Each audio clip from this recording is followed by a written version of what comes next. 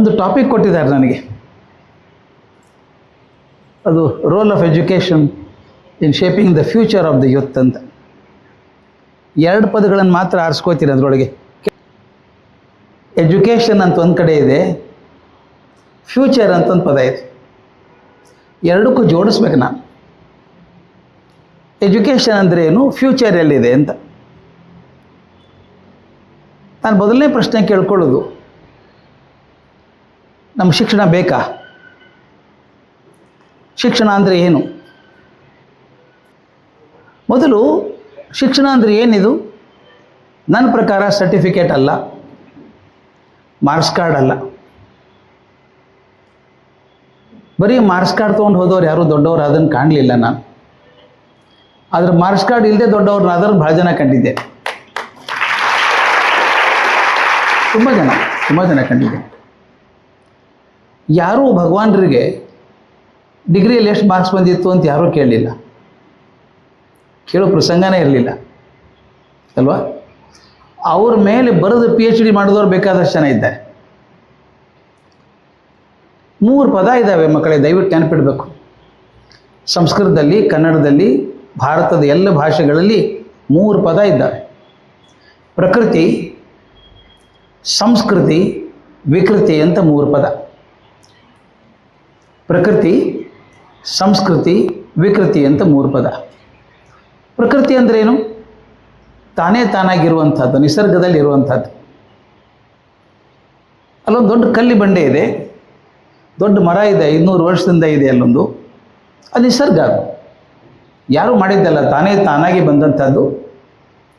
ಆ ಕಲ್ಲು ಬಂಡೆ ಬಿದ್ದಿದೆಯಲ್ಲ, ಎಷ್ಟೋ ಶತಮಾನಗಳಿಂದ ಕಲ್ಲು ಬಂಡೆ ಬಿದ್ದಿದೆ ಅದು.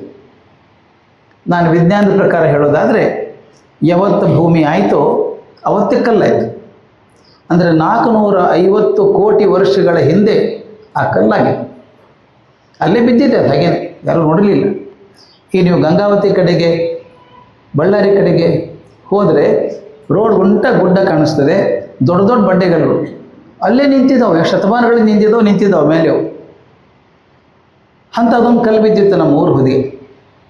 ಒಬ್ಬ ಶಿಲ್ಪಿ ಬಂದ, ನೋಡ್ದ, ಚೆನ್ನಾಗಿದೆ ಕಲ್ಲಿದು, ಕ್ವಾಲಿಟಿ ಚೆನ್ನಾಗಿದೆ ಕಲ್ಲಿಂದು, ವಿಗ್ರಹ ಮಾಡ್ಬೋದು ಅಂದ. ಅವನಿಗೆ ಶಿಲ್ಪಶಾಸ್ತ್ರ ಗೊತ್ತಿದೆ, ಪರಿಶ್ರಮ ಹಾಕೋಕೆ ಮನಸ್ಸಿದೆ. ತನ್ನೆಲ್ಲ ಜ್ಞಾನ ಬಳಸಿ 2 ವರ್ಷ ಕೂತ್ಕೊಂಡು ಚೆನ್ನಾಗಿ ಒಂದು ವಿಗ್ರಹ ಮಾಡಿದ, ಕೃಷ್ಣ ವಿಗ್ರಹ ಮಾಡಿದ. ಅದನ್ನು ಜನ ಪ್ರತಿಷ್ಠಾಪನೆ ಮಾಡಿದರು, ದಿನ ಪೂಜೆ ಶುರುವಾಯಿತು. ದಯವಿಟ್ಟು ತಿಳ್ಕೊಳ್ಳಿ, ಕಲ್ಲು ಬಂಡೆ ಪ್ರಕೃತಿ ಆಗಿತ್ತು, ಕೃಷ್ಣ ವಿಗ್ರಹ ಸಂಸ್ಕೃತಿ ಆಯಿತು ಅಲ್ವಾ? ಆದರೆ ಒಂದು ತಿಳ್ಕೋಬೇಕಾದದ್ದು, ಕಲ್ಲು ಬಂಡೆ ತನ್ನಷ್ಟಕ್ಕೆ ತಾನೇ ಕೃಷ್ಣ ವಿಗ್ರಹ ಆಗಲಿಲ್ಲ. 2 ಬೇಕಾಯ್ತು ಅದಕ್ಕೆ. ಒಬ್ಬ ಶಿಲ್ಪಶಾಸ್ತ್ರದ ಜ್ಞಾನ ಇರಬೇಕು, ಮತ್ತು ಅವನು ಪರಿಶ್ರಮ ಹಾಕೋಕೆ ಮನಸ್ಸಿರಬೇಕು. ದಯವಿಟ್ಟು 2 ಮರಿಬಾರ್ದು. ಜ್ಞಾನ ಪರಿಶ್ರಮ 2 ಸೇರಿದಾಗ ಮಾತ್ರ ಪ್ರಕೃತಿ ಅನ್ನೋದು ಸಂಸ್ಕೃತಿ ಆಗಲಿಕ್ಕೆ ಸಾಧ್ಯ ಇದೆ. ನಮ್ಮಲ್ಲಿ ಹಾಗೇ ಇದೆ. ಎಲ್ಲರೂ ನಾವಿದ್ದೀವಲ್ಲ, ಎಲ್ರಿಗೂ ಕೂಡ ಬೆರಳಿದ್ದಾವೆ, ಬೆರಳು ಸಂಸ್ಕೃತಿ ಅವೆ. ಆದರೆ ಚಿತ್ರಕಲೆ ಸಂಸ್ಕೃತಿ, ಪ್ರಕೃತಿ ಬೆರಳು, ಚಿತ್ರಕಲೆ ಸಂಸ್ಕೃತಿ. ಎಲ್ರಿಗೂ ಕಂಠ ಇದೆ, ಅದು ಪ್ರಕೃತಿ, ಹಾಡು ಸಂಸ್ಕೃತಿ. ಎಲ್ರಿಗೂ ಕಾಲಿದೆ, ಅದು ಪ್ರಕೃತಿ, ನೃತ್ಯ ಸಂಸ್ಕೃತಿ. ಅಕ್ಕಿ ಪ್ರಕೃತಿ, ಅನ್ನ ಸಂಸ್ಕೃತಿ. ಅಕ್ಕಿ ಹಂಗೆ ತಾನೇ ಬೆಳೆದದ್ದು, ಆದರೆ ಇಷ್ಟು ಪ್ರಮಾಣದಲ್ಲಿ ನೀರು ಹಾಕಿ ಇಷ್ಟೊತ್ತು ಬೇಯಿಸಿದರೆ ತಿನ್ನೋಕ್ಕೊಂದು ಪ್ರಯೋಜನ ಆಗ್ತದೆ ಅಂತ ಕಂಡ್ಕೋಬೇಕಲ್ಲ, ಅದು ಸಂಸ್ಕೃತಿ. ಹತ್ತಿ ಪ್ರಕೃತಿ, ಬಟ್ಟೆ ಸಂಸ್ಕೃತಿ. ಒಂದೊಂದು ಹೇಳ್ತಾ ಹೋದರೆ ಎಷ್ಟೊಂದಿದೆ. ಅಂದರೆ ಯಾವುದು ತಾನೇ ತಾನಾಗಿ ಬಂದಿದೆಯೋ ಅದರ ಮೇಲೆ ಪರಿಶ್ರಮ ಹಾಕಿ ವಿಶೇಷ ಜ್ಞಾನ ಇದ್ದಾಗ ಅದು ಸಂಸ್ಕೃತಿ ಆಗ್ತದೆ. ಅಕಸ್ಮಾತ್ ಕಲ್ಲು ಬಂಡೆ ಒಬ್ಬ ಶಿಲ್ಪಿ ಕಣ್ಣಿಗೆ ಬೀಳ್ದೇನೆ ಒಬ್ಬ ರೋಡ್ ಕಾಂಟ್ರಾಕ್ಟರ್ ಕಣ್ಣಿಗೆ ಬಿದ್ದಿದ್ರೆ ಏನಾಗ್ತಿತ್ತು? ಆತ ಒಡೆದು ಚೂರು ಮಾಡಿ ರಸ್ತೆ ಜಲ್ಲಿ ಮಾಡಿಬಿಡ್ತಿದ್ದ. ಅಂದರೆ ವಿಗ್ರಹ ಆಗಬಹುದಾಗಿದ್ದಂಥ ಒಂದು ಕಲ್ಲು ರಸ್ತೆ ಜಲ್ಲಿ ಆಯಿತು. ಅದು ವಿಕೃತಿ ಅಂತ ಕರೀತಾರೆ. ಒಳ್ಳೆ ಕಂಠ ಇದೆ, ಒಂದು ಕಿರ್ಚ್ಕೋತಾರೆ, ಉಚ್ಚಾರ ಕಿರ್ಚ್ಕೋತಾರೆ, ಅದು ವಿಕೃತಿ ಅಂತ ಕರೆಯೋದು. ಅದನ್ನು ಮನುಷ್ಯ ಜೀವನಕ್ಕೆ ಹೊಂದಿಸ್ಕೊಳ್ಳೋಣ ನಾವು. ಇದನ್ನು ಈ ಪ್ರಕೃತಿ ಸಂಸ್ಕೃತಿ ವಿಕೃತಿ ಹೇಳಿದ್ನೆಲ್ಲ ಮನುಷ್ಯ ಜೀವನಕ್ಕೆ ಹೋಲಿಸ್ಕೋಬೇಕು. ಆಗ ತಾನೇ ಹುಟ್ಟಿದ ಮಗು ಅಳೋದು ಬಿಟ್ಟರೆ ಇನ್ನೇನು ಬರಲ್ಲ ಅದಕ್ಕೆ ಅಲ್ವಾ, ಅಳೋದು ಬಿಟ್ಟರೆ ಇನ್ನೇನು ಬರಲ್ಲ. ಆದರೆ ಮಗು ಬೆಳೀತಾ ಬೆಳೀತಾ ತಾಯಿ ಕಡೆಯಿಂದ, ತಂದೆ ಕಡೆಯಿಂದ, ಮನೆ ಪರಿವಾರದವರಿಂದ, ಬೆಳೆದಂಗೆ ಸಮಾಜದಿಂದ, ಸ್ಕೂಲು, ಕಾಲೇಜು, ಯೂನಿವರ್ಸಿಟಿ ಎಲ್ಲ ಕಡೆಯಿಂದ ಕಲಿತು 30 ವರ್ಷ ಆಗೋದ್ರೊಳಗೆ ಒಂದು ಸುಸಂಸ್ಕೃತ ವ್ಯಕ್ತಿ ಅಂತ ಆಗ್ತದೆ ಅಲ್ವಾ.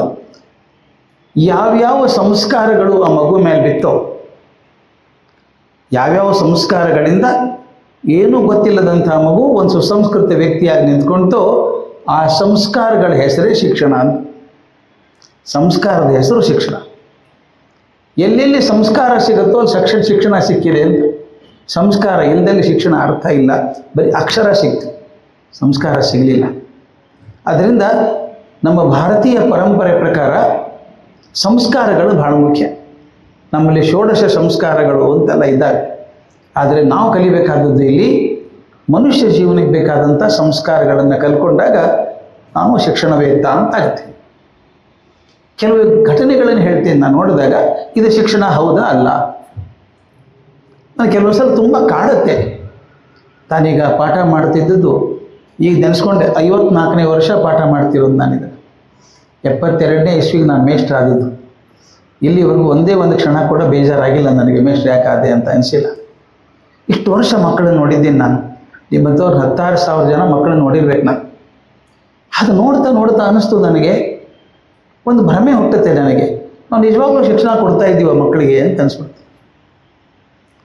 ಪೇಪರಲ್ಲಿ ನೋಡಿದ್ದೀರಿ ಇತ್ತೀಚೆಗೆ, ಒಬ್ಬ ಡಾಕ್ಟ್ರು, ಅವನ ಹೆಂಡತಿನೂ ಡಾಕ್ಟ್ರೇ, ಆಕೆ ಮೇಲೇನು ಅಸಮಾಧಾನ ಆಗಿ ತಾನೇ ಆಕೆಗೆ ಓವರ್ ಡೋಸ್ ಅನಸ್ತಿಯೇಷ ಕೊಟ್ಟು ಕೊಂದ ಅನ್ನೋದು ಪೇಪರಲ್ಲಿ ತಾವು ನೋಡಿದ್ದೀರಿ. ಅವನು ಡಾಕ್ಟ್ರು, ಅವನು ಹೆಂಡತಿನ ಕೊಲ್ಲೋದಕ್ಕೆ MBBS ಮಾಡಬೇಕಾಗಿತ್ತಾ? ಬುದ್ಧಿ ಇಲ್ಲ. ಇನ್ನೊಂದು ಓದಿದೆ, ಹಿಮಾಚಲ್ ಪ್ರದೇಶದಲ್ಲಿ ನಾನು 3 ತಿಂಗಳಿಗೊಂದ್ಸಲ ಹೋಗ್ತೀನಿ ಅಲ್ಲಿ, ಶಿಮ್ಲಾಗೆ ಹೋಗ್ಬೇಕು ನಾನು. Indian institute of advance studies ಅಂತಿದೆ, ಅದು ಗವರ್ನಿಂಗ್ ಬಾಡಿ ಮೆಂಬರ್ ನಾನು. 3 ತಿಂಗಳಿಗೊಂದ್ಸಲ ಹೋಗ್ಬೇಕು. ಅಲ್ಲೊಂದು ದೊಡ್ಡ ಘಟನೆ ಆಗಿತ್ತು. ನಾನು ಹೋದಾಗ ಒಬ್ಬ IIT ಹುಡುಗ, IITಯಲ್ಲಿ ಓದಿದ್ದಾನೆ, ಮದುವೆ ಆಗಿದೆ, ಹೆಂಡತಿನ ಕೊಂದು ಚೂರು ಚೂರು ಮಾಡಿ ರೆಫ್ರಿಜಿರೇಟ್ರಲ್ಲಿಟ್ಟು ದಿನ ಒಂದು ಚೂರು ಚೂರು ಆ ಕಡೆ ಈ ಕಡೆ ಹಾಕಿ ಬರ್ತಾನೆ ಸಿಕ್ಕೋಬಾರ್ದು ಅಂತ. ಇದಕ್ಕೋಸ್ಕರ JEE ಪಾಸ್ ಆಗಬೇಕಾ ಅವನು? ಪಾಸಾಗಿ IITಯಲ್ಲಿ ಓದಬೇಕಾ? ಇದು ಶಿಕ್ಷಣ ಹೌದಾ ಅಲ್ಲ ಪಡ್ಕೊಂಡಿದ್ದು ಅವನು? ರೆಕಾರ್ಡ್ ಪ್ರಕಾರ ನೋಡಿದ್ರೆ IIT ಎಡ್ಯುಕೇಟೆಡ್ ಅಲ್ಲ. ಇನ್ನೊಬ್ಬ ಡಾಕ್ಟರ್ ಆಗಿದ್ದಾನೆ, ಅವ್ರು ಶಿಕ್ಷಣ ಪಡ್ಕೊಂಡ್ರೆ ಇಲ್ಲ? ನೀವೇನಂತೀರಿ? ಶಿಕ್ಷಣ ಪಡ್ಕೊಳ್ಳಿಲ್ವಾ? ಸರ್ಟಿಫಿಕೇಟ್ ನೋಡಿ, MS, FRCS, ಇಲ್ಲಿ IIT, MTech ಕೂಡ ಇದೆ. Qualification wise they are the best educated in the country, they finest education. ಅದನ್ನು ತಪ್ಪು ಹೇಳ್ತೀನಿ, they are best literates but not educated. Literate ಅಕ್ಷರಸ್ಥ ಆಗೋದು ಬೇರೆ, ಶಿಕ್ಷಣ ಪಡ್ಕೊಳ್ಳೋದು ಬೇರೆ. ಹಾಗಾದ್ರೆ ವ್ಯತ್ಯಾಸ ಏನು ಬಂತು? ಯಾವ ಶಿಕ್ಷಣದಿಂದ ನನ್ನ ಭವಿಷ್ಯ ಸಿಕ್ಕಿತ್ತು ಮುಂದೆ? ಅರ್ಥ ಆಗುತ್ತಲ್ಲ ಹೇಳೋದು? ತುಂಬ ಕಷ್ಟ ಆಗ್ತಾ ಇದೆಯಾ? ತುಂಬ ಸುಲಭ ತಾನೆ. ನನಗೆ ವ್ಯತ್ಯಾಸ ಆಗಬೇಕಾದದ್ದು ನಾವು ಪಡೀತಾ ಇರೋ ಶಿಕ್ಷಣ ಹೌದಾ ಅಲ್ಲ, ಅಕ್ಷರಸ್ಥರಾಗ್ತಾ ಇದ್ದೀವ ಅಥವಾ ಶಿಕ್ಷಣ ಪಡ್ಕೊಳ್ತಾ ಇದ್ದೀವ? ಯಾಕೆ ಇಂಥ ಸಂಸ್ಥೆಯಲ್ಲಿ ನೀವು ಇರಬೇಕು ಅಂತಂದರೆ ನನಗೆ ಸಂತೋಷ ಆಗೋದು, ಒಂದು ವೇದಘೋಷ ಮಾಡಿದ್ರು ಹೆಣ್ಮಕ್ಳಿಗೆ, ತುಂಬ ಸಂತೋಷ. ಈಗ ಬೆಳಗ್ಗೆ ಅದೇ ಮಾತಾಡ್ತಿದ್ದೀನಿ ನಾನು, ಈಶಾವಾಸ್ಯೋಪನಿಷದ ಮೇಲೆ ಮಾತಾಡಿದ್ದೆ ಬೆಳಗ್ಗೆ ನಾನು. ಈ ಉಪನಿಷತ್ತು ವೇದಗಳು ನಮ್ಮ ಪರಂಪರೆಯ ಭಾಗ ಅಂತ ನಮ್ಮ ಹುಡುಗರಿಗೆ ಗೊತ್ತಾಗೋದು ಯಾವಾಗ? ನಮ್ಮ ಬೇರೆ ಶಾಲೆಗಳಲ್ಲಿ ಸಂಬಂಧನೇ ಇಲ್ಲ ಅವಕ್ಕೆ. ತಿರ್ಗಾಮುರುಗೆ PCMB ಕಾಮರ್ಸ್ ಅಕೌಂಟೆನ್ಸಿ ಪೇಪರ್ಸು, ಇದರಲ್ಲಿ 100ಕ್ಕೆ 100 ಬಂತು. ಏನು ಪ್ರಯೋಜನ ಆಯಿತು ಅಂತ ಕೇಳೋದು ನಾನು. ನನ್ನ ಜೊತೆಗೆ ಹುಡುಗ PhD ಮಾಡಿದ, ಬೆಳಗಾವಿ ಜಿಲ್ಲೆ ಒಂದು ಹಳ್ಳಿ ಊರಿನವನು. ಇನ್ನೊಂದು PhD ಮಾಡಬೇಕು ಅಂತ ಅನ್ನಿಸ್ತು ಅವನಿಗೆ. ಈಗ PhD ಮಾಡೋದು ಕಷ್ಟ ಇಲ್ಲ ಏನೋ ಬೇರೆ ದೇಶದಲ್ಲಿ, ಅವಾಗ ತುಂಬ ಕಷ್ಟ ಆಯಿತು. ಅಮೇರಿಕಕ್ಕೆ ಹೋಗೋದು ಅಂದರೆ ಭಾಳ ಅಪರೂಪ. ಅವಾಗೆಲ್ಲ ಪೇಪರಲ್ಲಿ ಫೋಟೋ ಬರೋದು, ವಿದೇಶ ಪ್ರಯಾಣ ಅಂತ ಹಾಕೋದು. ಈಗ ಹೋಗಿಲ್ವಾ ನೀವೇನು ಅನ್ನಂಗೆ ಆಗಿದೆ, ಎಲ್ಲರೂ ಹೋಗ್ಬರ್ತಾರೆ. ಅವಾಗ ನಾನು ಆಗಿನ ಕಾಲಕ್ಕೆ ಇನ್ನೊಂದು PhD ಮಾಡಬೇಕು ಅಂತ ಹೋದ. ದುಡ್ಡು ಕೊಡಬೇಕಲ್ಲ. ಅಪ್ಪ ಪ್ರೈಮರಿ ಸ್ಕೂಲ್ ಮೇಷ್ಟ್ರು, 5 ಎಕರೆ ಹೊಲ ಮಾರಿ ಮಗನ ಕಳಿಸಿದ್ರು. ಆಗಿಲ್ಲ, ಇಂಟರ್ನೆಟ್ ಇಲ್ಲ, ಟೆಲಿಫೋನ್ ಇಲ್ಲ, ಮೊಬೈಲ್ ಅಂತೂ ಪತ್ತೇನೇ ಇಲ್ಲ. ಅವಾಗ ಹೋದರೆ ಪತ್ರ ಒಂದೇ ಬರೆಯೋದು ನಾವೆಲ್ಲ. ಅಲ್ಲಿ ಹೋದ್ಮೇಲೆ ಅವನು ಅಪ್ಪನ ಜೊತೆಗೆ ಜಾಸ್ತಿ ಸಂಪರ್ಕ ಇಟ್ಕೊಂಡಿಲ್ಲ ಗೊತ್ತಿಲ್ಲ. PhD ಮಾಡ್ತಾ ಮಾಡ್ತಾ ಅಮೇರಿಕನ್ ಹುಡುಗಿನ ಮದುವೆ ಆದ. ಅದೇನು ತೊಂದರೆ ಇಲ್ಲ. ಮದುವೆ ಆಗಿದ್ದೀನಿ ಅಂತ ಅಪ್ಪ ಅಮ್ಮನಿಗೆ ಹೇಳೂ ಇಲ್ಲ. 5 ವರ್ಷ ಬರಲಿಲ್ಲ. ಆಗಲೂ ಮಗು ಆಗಿತ್ತು ಅವನಿಗೆ. 5 ವರ್ಷ ಆದಮೇಲೆ ಬಂದ. ಬೆಳಗಾವಿ ಒಂದೇ ಏರ್ಪೋರ್ಟ್ ಇತ್ತು, ಮುಂಬೈದಿಂದ ಒಂದು ಫ್ಲೈಟ್ ಬರೋದು ಬೆಂಗಳೂರು ಬೆಳಗಾವಿಗೆ. ನಾನು ಬೆಳಗಾವಲ್ಲಿ ಇದ್ದಿದ್ದರಿಂದ ಅವನಿಗೋಸ್ಕರ ಏನು ಹೋಗ್ತಿರ್ಲಿಲ್ಲ. ನಾನು ಬೆಳಗಾವಲ್ಲಿ ಇದ್ದಲ್ಲಿ ಹೇಗೂ ಬಂದಿದ್ದಾನೆ ಪಾಪಿ, ಅವನು ಹೋಗೋಣ ಅಂಥೇಳಿ ಏರ್ಪೋರ್ಟ್ಗೆ ಹೋದೆ, ಭೇಟಿಯಾಗೋಣ ಅಂತ. ಹೋದರೆ ಬಾಗಿಲಲ್ಲಿ ಏರ್ಪೋರ್ಟ್, ಸಣ್ಣ ಏರ್ಪೋರ್ಟ್ ಅದು, ಇವತ್ತು ಸಣ್ಣದೇ ಏರ್ಪೋರ್ಟು. ಹೋಗ್ತಾ ಇಲ್ಲ, ಅಪ್ಪ ಕೂತಿದ್ರು ಬಂದು, ಆ ಹುಡುಗನಪ್ಪ. ಹಳೆ ಮನುಷ್ಯ, ರಿಟೈರ್ಡ್ ಆದ ಮನುಷ್ಯ, ಪ್ರೈಮರಿ ಸ್ಕೂಲ್ ಟೀಚರು. ಒಂದು ಕಾಲಕ್ಕೆ ಬಿಳಿ ಬಣ್ಣದ್ದಿದ್ದಂಥ ಧೋತ್ರ, ಸ್ವಲ್ಪ ಯೆಲ್ಲೋಯಿಶ್ ಆಗಿದೆ ಈಗೆಲ್ಲ, ಅಲ್ಲೆಲ್ಲಿ ಒಂಚೂರು ಗುಂಜಾಗಿದೆ. ಹಳೆ ಶರ್ಟು, ಮುದ್ದೆ ಆ ಶರ್ಟು, ತಲೆಗೊಂದು ಗಾದಿ ಟೋಪಿ ಹಾಕ್ಕೊಂಡಿದ್ದಾರೆ, ದಪ್ಪ ಕನ್ನಡಕ, ಮುಖದ ಮೇಲೆ 4 ದಿವಸದ ಗಡ್ಡ ಇದೆ, ಕೈಯಲ್ಲೊಂದು ಹೂ ಹಿಡ್ಕೊಂಡು ಕೂತಿದ್ದಾರೆ, ಗುಲಾಬಿ ಹೂ ಹಿಡ್ಕೊಂಡು. ನಾವು ಹೋಗಿ ನಮಸ್ಕಾರ ಮಾಡಿ, ಏನು ಕಾಕ ಮಗ ಬರ್ತಾನಲ್ಲ ಇವತ್ತು ಒಂದೇ. ಹೌದಪ್ಪ ಕಾಯ್ತಿದ್ದೀನಿ, ಅದಕ್ಕೆ ನೋಡೇ ಇಲ್ಲ ಹುಡುಗನ್ನ, 5 ವರ್ಷ ಆಯಿತು ಅಂದು. ಬನ್ನಿ ಒಳಗೆ ಅಂದರೆ, ಇಲ್ಲ ಇಲ್ಲೇ ಕೂತ್ಕೊಳ್ತೀನಿ ಅಂತ. ಒಳಗೆ ಹೋಗಿ ಏರ್ಪೋರ್ಟಿಂದ ಬಂದ ಹುಡುಗ. ಅವನ ಜೊತೆಗೆ ಒಂದು 8-10 ಜನ ಹುಡುಗರು ಹುಡುಗಿಯರ ಜೊತೆಗಿದ್ದರು, ಬಾಂಬೆ ಹುಡುಗರು, ಅವನ ಸ್ನೇಹಿತರು. ಗಲ್ಲ ಎಲ್ಲ ನಕ್ಕೊಂಡೆಲ್ಲ ಬಂದು ಕೂತ್ಕೊಂಡ್ರು. ಇವನು ನೋಡ್ತೀನಿ, ಅವರಪ್ಪ ಇಲ್ಲ. ನಿಮ್ಮಪ್ಪ ಬಂದಿದ್ರಲ್ಲೋ, ಎಲ್ಲಿ ಹೋದ್ರು ಅಂತ ಕೇಳಿದೆ. ನೋಡಲಿಲ್ಲಪ್ಪ ಅಂದ. ಅವ್ನು ಹೇಳೋದು ಯಾಕೋ ಸುಳ್ಳು ಹೇಳ್ತಾನೆ ಅನ್ನಿಸ್ತು ನನಗೆ. ಕಾರಲ್ಲಿ ಅವನ ಮನೆಗೆ ಹೋದ್ವಿ, ಊರಿಗೆ. ಅಪ್ಪ ಗೊತ್ತೇ ಇಲ್ಲ. ಊರಿಗೆ ಹೋದ್ಮೇಲೆ ಒಂದು 2 ತಾಸಿನ ಮೇಲೆ ಅಪ್ಪ ಬಂದರು, ಬಸ್ಸಿಗೆ ಬಂದಿದ್ದಾರೆ. ನಾನು ಕೇಳಿದೆ, ಕಾಕ ಮಗ ಬರ್ತಾನೆ ಅಂಥೇಳಿ ಸಂಭ್ರಮದಿಂದ ಕೈಯಲ್ಲಿ ಹೂ ಹಿಡ್ಕೊಂಡು ಕೂತಿದ್ರಿ, ಕೊಡಲೇ ಇಲ್ಲ ಅವನಿಗೆ, ಎಲ್ಲಿ ಹೋಗಿದ್ರಿ ನೀವು ಅಂತ ಕೇಳಿದೆ. ಅಪ್ಪ ಹೇಳಿದ್ರು, ಮಗನ ನೋಡಿದೆ ಚೆನ್ನಾಗಿದ್ದಾನೀಗ. ಅವನನ್ನು ನೋಡ್ದ, ದಯವಿಟ್ಟು ಗಮನಿಸಿ, ಅವನನ್ನು ನೋಡ್ದ. ನಾವು ಹಳೆ ಕಾಲದ ಮನುಷ್ಯರು ಅಷ್ಟು ಸಿಸ್ಟಮ್ಯಾಟಿಕ್ ಅಲ್ಲ ನಾವೆಲ್ಲ. ಅವನು ಹೊಸ ಹುಡುಗರ ಜೊತೆಗಿದ್ದಾನೆ, ಪಾಪ ಅವ್ನಿಗೆ ಯಾಕೆ ಮುಜುಗರ ಮಾಡಬೇಕು, ಹಾಗೂ ಮನೆಗೆ ಬರ್ತಾನಲ್ಲ, ಬಂದು ಮಾತಾಡ್ಸಿದ್ರಾಯ್ತು ಅಂತ. ಬಸ್ಸಿಗೆ ಬಂದೆ ಅಂದು. ನನಗೆ 2 ಚಿತ್ರ ಕಾಡುತ್ತೆ. 2 PhD ಮಾಡಿದಂಥ ಇವನು ಅಪ್ಪನ ನೋಡಿದ ತಕ್ಷಣ ಹೋಗಿ ಕಾಲು ಮುಟ್ಟಿ ನಮಸ್ಕಾರ ಮಾಡಬೇಕು ಅನ್ನಿಸ್ಲಿಲ್ಲ ಇವರಿಗೆ. ಆದರೆ ಏನೂ ಜಾಸ್ತಿ ಓದಲಾರ್ದಂಥ ಅಪ್ಪ ನನ್ನ ಹಳೆ ಕಾಲದ ವೇಷ ನೋಡಿ ನನ್ನ ಮಗನ ಮೇಲೆ ಮುಜುಗರ ಆಗ್ತದೋ, ಅವನ ಮುಖದಲ್ಲಿ ಬೇಸರದ ಗೆರೆ ಬರ್ತದೋ ಅಂತ ಹೇಳಿ ಬಸ್ ಹಿಡ್ಕೊಂಡು ಮನೆಗೆ ಬಂದ್ರಲ್ಲ. ಇದರಲ್ಲಿ ಶಿಕ್ಷಣ ಯಾರಿಗೆ ಸಿಕ್ಕಿತ್ತು, ಸರ್ಟಿಫಿಕೇಟ್ ಯಾರಿಗೆ ಸಿಕ್ಕಿತ್ತು ಅಂತ ನನ್ನ ಪ್ರಕಾರ ಮಗನಿಗೆ ಸರ್ಟಿಫಿಕೇಟ್ ಸಿಕ್ಕಿದ್ದು, ಅಪ್ಪನಿಗೆ ಶಿಕ್ಷಣ ಸಿಕ್ಕಿತ್ತು ಅಲ್ವಾ? Do you agree with that? ಶಿಕ್ಷಣ ಅಂದರೆ ಸರ್ಟಿಫಿಕೇಟ್ ಅಲ್ಲ. ನಾನು ಒತ್ತಿ ಹೇಳ್ತೇನೆ. ಯಾಕೆ ಹೇಳ್ತೀನಿ ಅಂದರೆ, ಸರ್ಟಿಫಿಕೇಟ್ದಿಂದ ಯಾರೂ ನಿಮ್ಮನ್ನು ಅಳೆಯೋಲ್ಲ. ನನಗೆ ಫಸ್ಟ್ ರ್ಯಾಂಕ್ ಬಂದರೂ ಕೂಡ ನಾನು ಕೊರಳಿ ಹಾಕ್ಕೊಂಡು ಅಡ್ಡಾಡೋಕ್ಕಾಗತ್ತಾ ಫಸ್ಟ್ ರ್ಯಾಂಕ್ ಅಂತ? ಒಂದು 15 ದಿವಸ ಆಕಾಶದಲ್ಲಿ ಹಾರಾಡ್ತಾ ಇರ್ತಾರೆ ಫಸ್ಟ್ ರ್ಯಾಂಕ್ ಅಂತ. ಒಂದು ವರ್ಷಕ್ಕೆ ಮತ್ತೊಬ್ಬನು ಫಸ್ಟ್ ರ್ಯಾಂಕ್ ಬರ್ತಾನೆ, ಅದ್ರ ಮರು ವರ್ಷ ಮತ್ತೊಬ್ಬ ಫಸ್ಟ್ ರ್ಯಾಂಕ್ ಬರ್ತಾನೆ. ಈ ಬಂದದ್ದೇ ಮರೆತು ಹೋಗುತ್ತೆ. ಆದರೆ ನೀವು ಕಲ್ತಂಥ ಮೌಲ್ಯಗಳೇನಿದ್ದಾವಲ್ಲ, ಅದೆಂದೂ ಮರೆಯೋದಿಲ್ಲ. ನನಗೊಂದು ಚಿಂತೆ ಇತ್ತು ಮಕ್ಕಳೇ, ಭಾಳ ದೊಡ್ಡ ಚಿಂತೆ ಕಾಡ್ತಿತ್ತು ನನಗೆ. ನೀವೇನಾದರೂ ಪ್ರವಾಸಕ್ಕೆ ಹೋದರೆ, ಕರೆಕ್ಟಾ, 15 ದಿವಸ ಪ್ರವಾಸಕ್ಕೆ ಹೋದರೆ ಸೂಟ್ ಕೇಸ್ ಪ್ಯಾಕ್ ಮಾಡ್ತೀರಿ, ಕರೆಕ್ಟ್ ತಾನೆ? 15 ದಿವಸ ಪ್ಯಾಕ್ ಮಾಡ್ತೀರಿ. ಸೂಟ್ ಕೇಸಲ್ಲಿ ಯಾವ ಬಟ್ಟೆ ಹಾಕ್ಕೋತೀರಿ ಅನ್ನೋದು ನೀವು ಎಲ್ಲಿ ಹೋಗ್ತೀರಿ ಅನ್ನೋದ್ರ ಮೇಲೆ ಇದೆ, ಹೌದು ತಾನೆ? ನೀವು ತುಂಬ ತಂಪು ಪ್ರದೇಶಕ್ಕೆ ಹೋಗ್ತಾ ಇದ್ದರೆ, ಹಿಮ ಬೀಳ್ತಾ ಇದ್ದರೆ, ಭಾರಿ ಕೋಲ್ಡ್ ಇದೆ ಅಂತ ಹೇಳಿ ಸ್ವೆಟರ್ ತಗೋ, ಸ್ಕಾರ್ಫ್ ತಗೋ, ಗ್ಲೌಸ್ ತಗೋ, ಥರ್ಮಲ್ ಡ್ರೆಸ್ ತಗೋ, ಭಾಳ ಚಳಿ ಇದೆ ಅಂತಲ್ಲಿ ಅಲ್ವಾ? ಅಂದರೆ ಚಳಿ ಪ್ರದೇಶಕ್ಕೆ ಹೋಗೋದಿದ್ದರೆ ಬೆಚ್ಚಗಿನ ಬಟ್ಟೆ ಹಾಕೋತೀರಿ.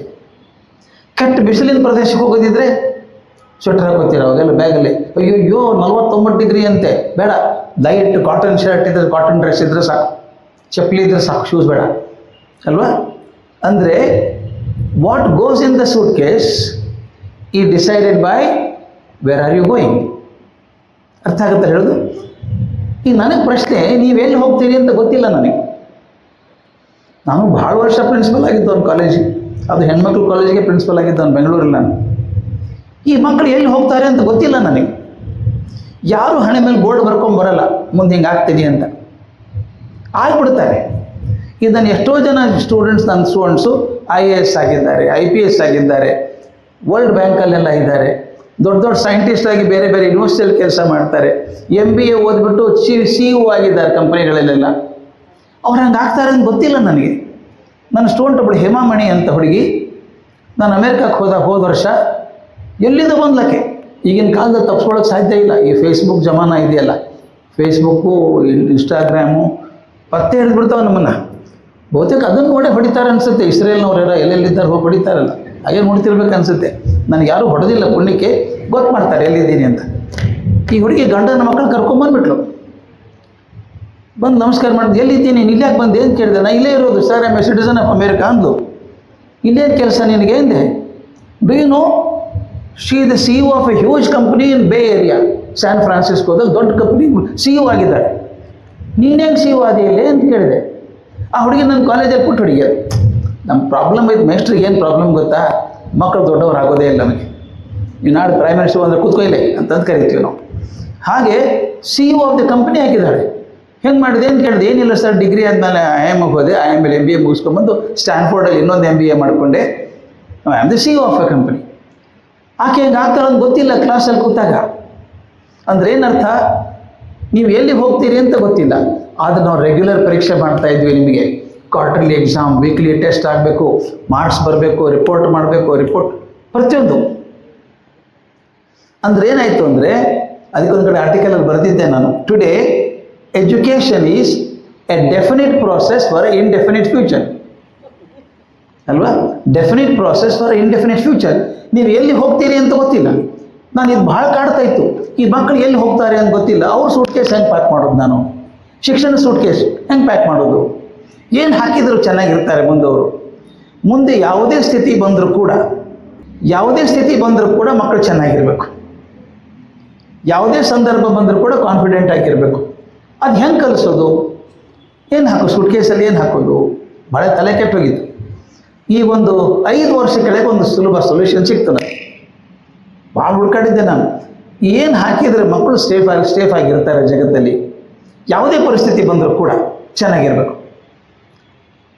ನಾನು ಲಂಡನ್ನಲ್ಲಿದ್ದೆ. ಲಂಡನ್ನಿಂದ ಪ್ಯಾರಿಸ್ಗೆ ಹೋಗಬೇಕು. ಅಲ್ಲೊಂದು ಟ್ರೈನ್ ಇದೆ. ನೀವು ದೊಡ್ಡವರಾದ ನನ್ನ ಚಾನ್ಸ್ ಸಿಕ್ಕರೆ ಹೋಗಿ ಬನ್ನಿ. ಬ್ಯೂಟಿಫುಲ್ ಟ್ರೈನ್ ಅದು.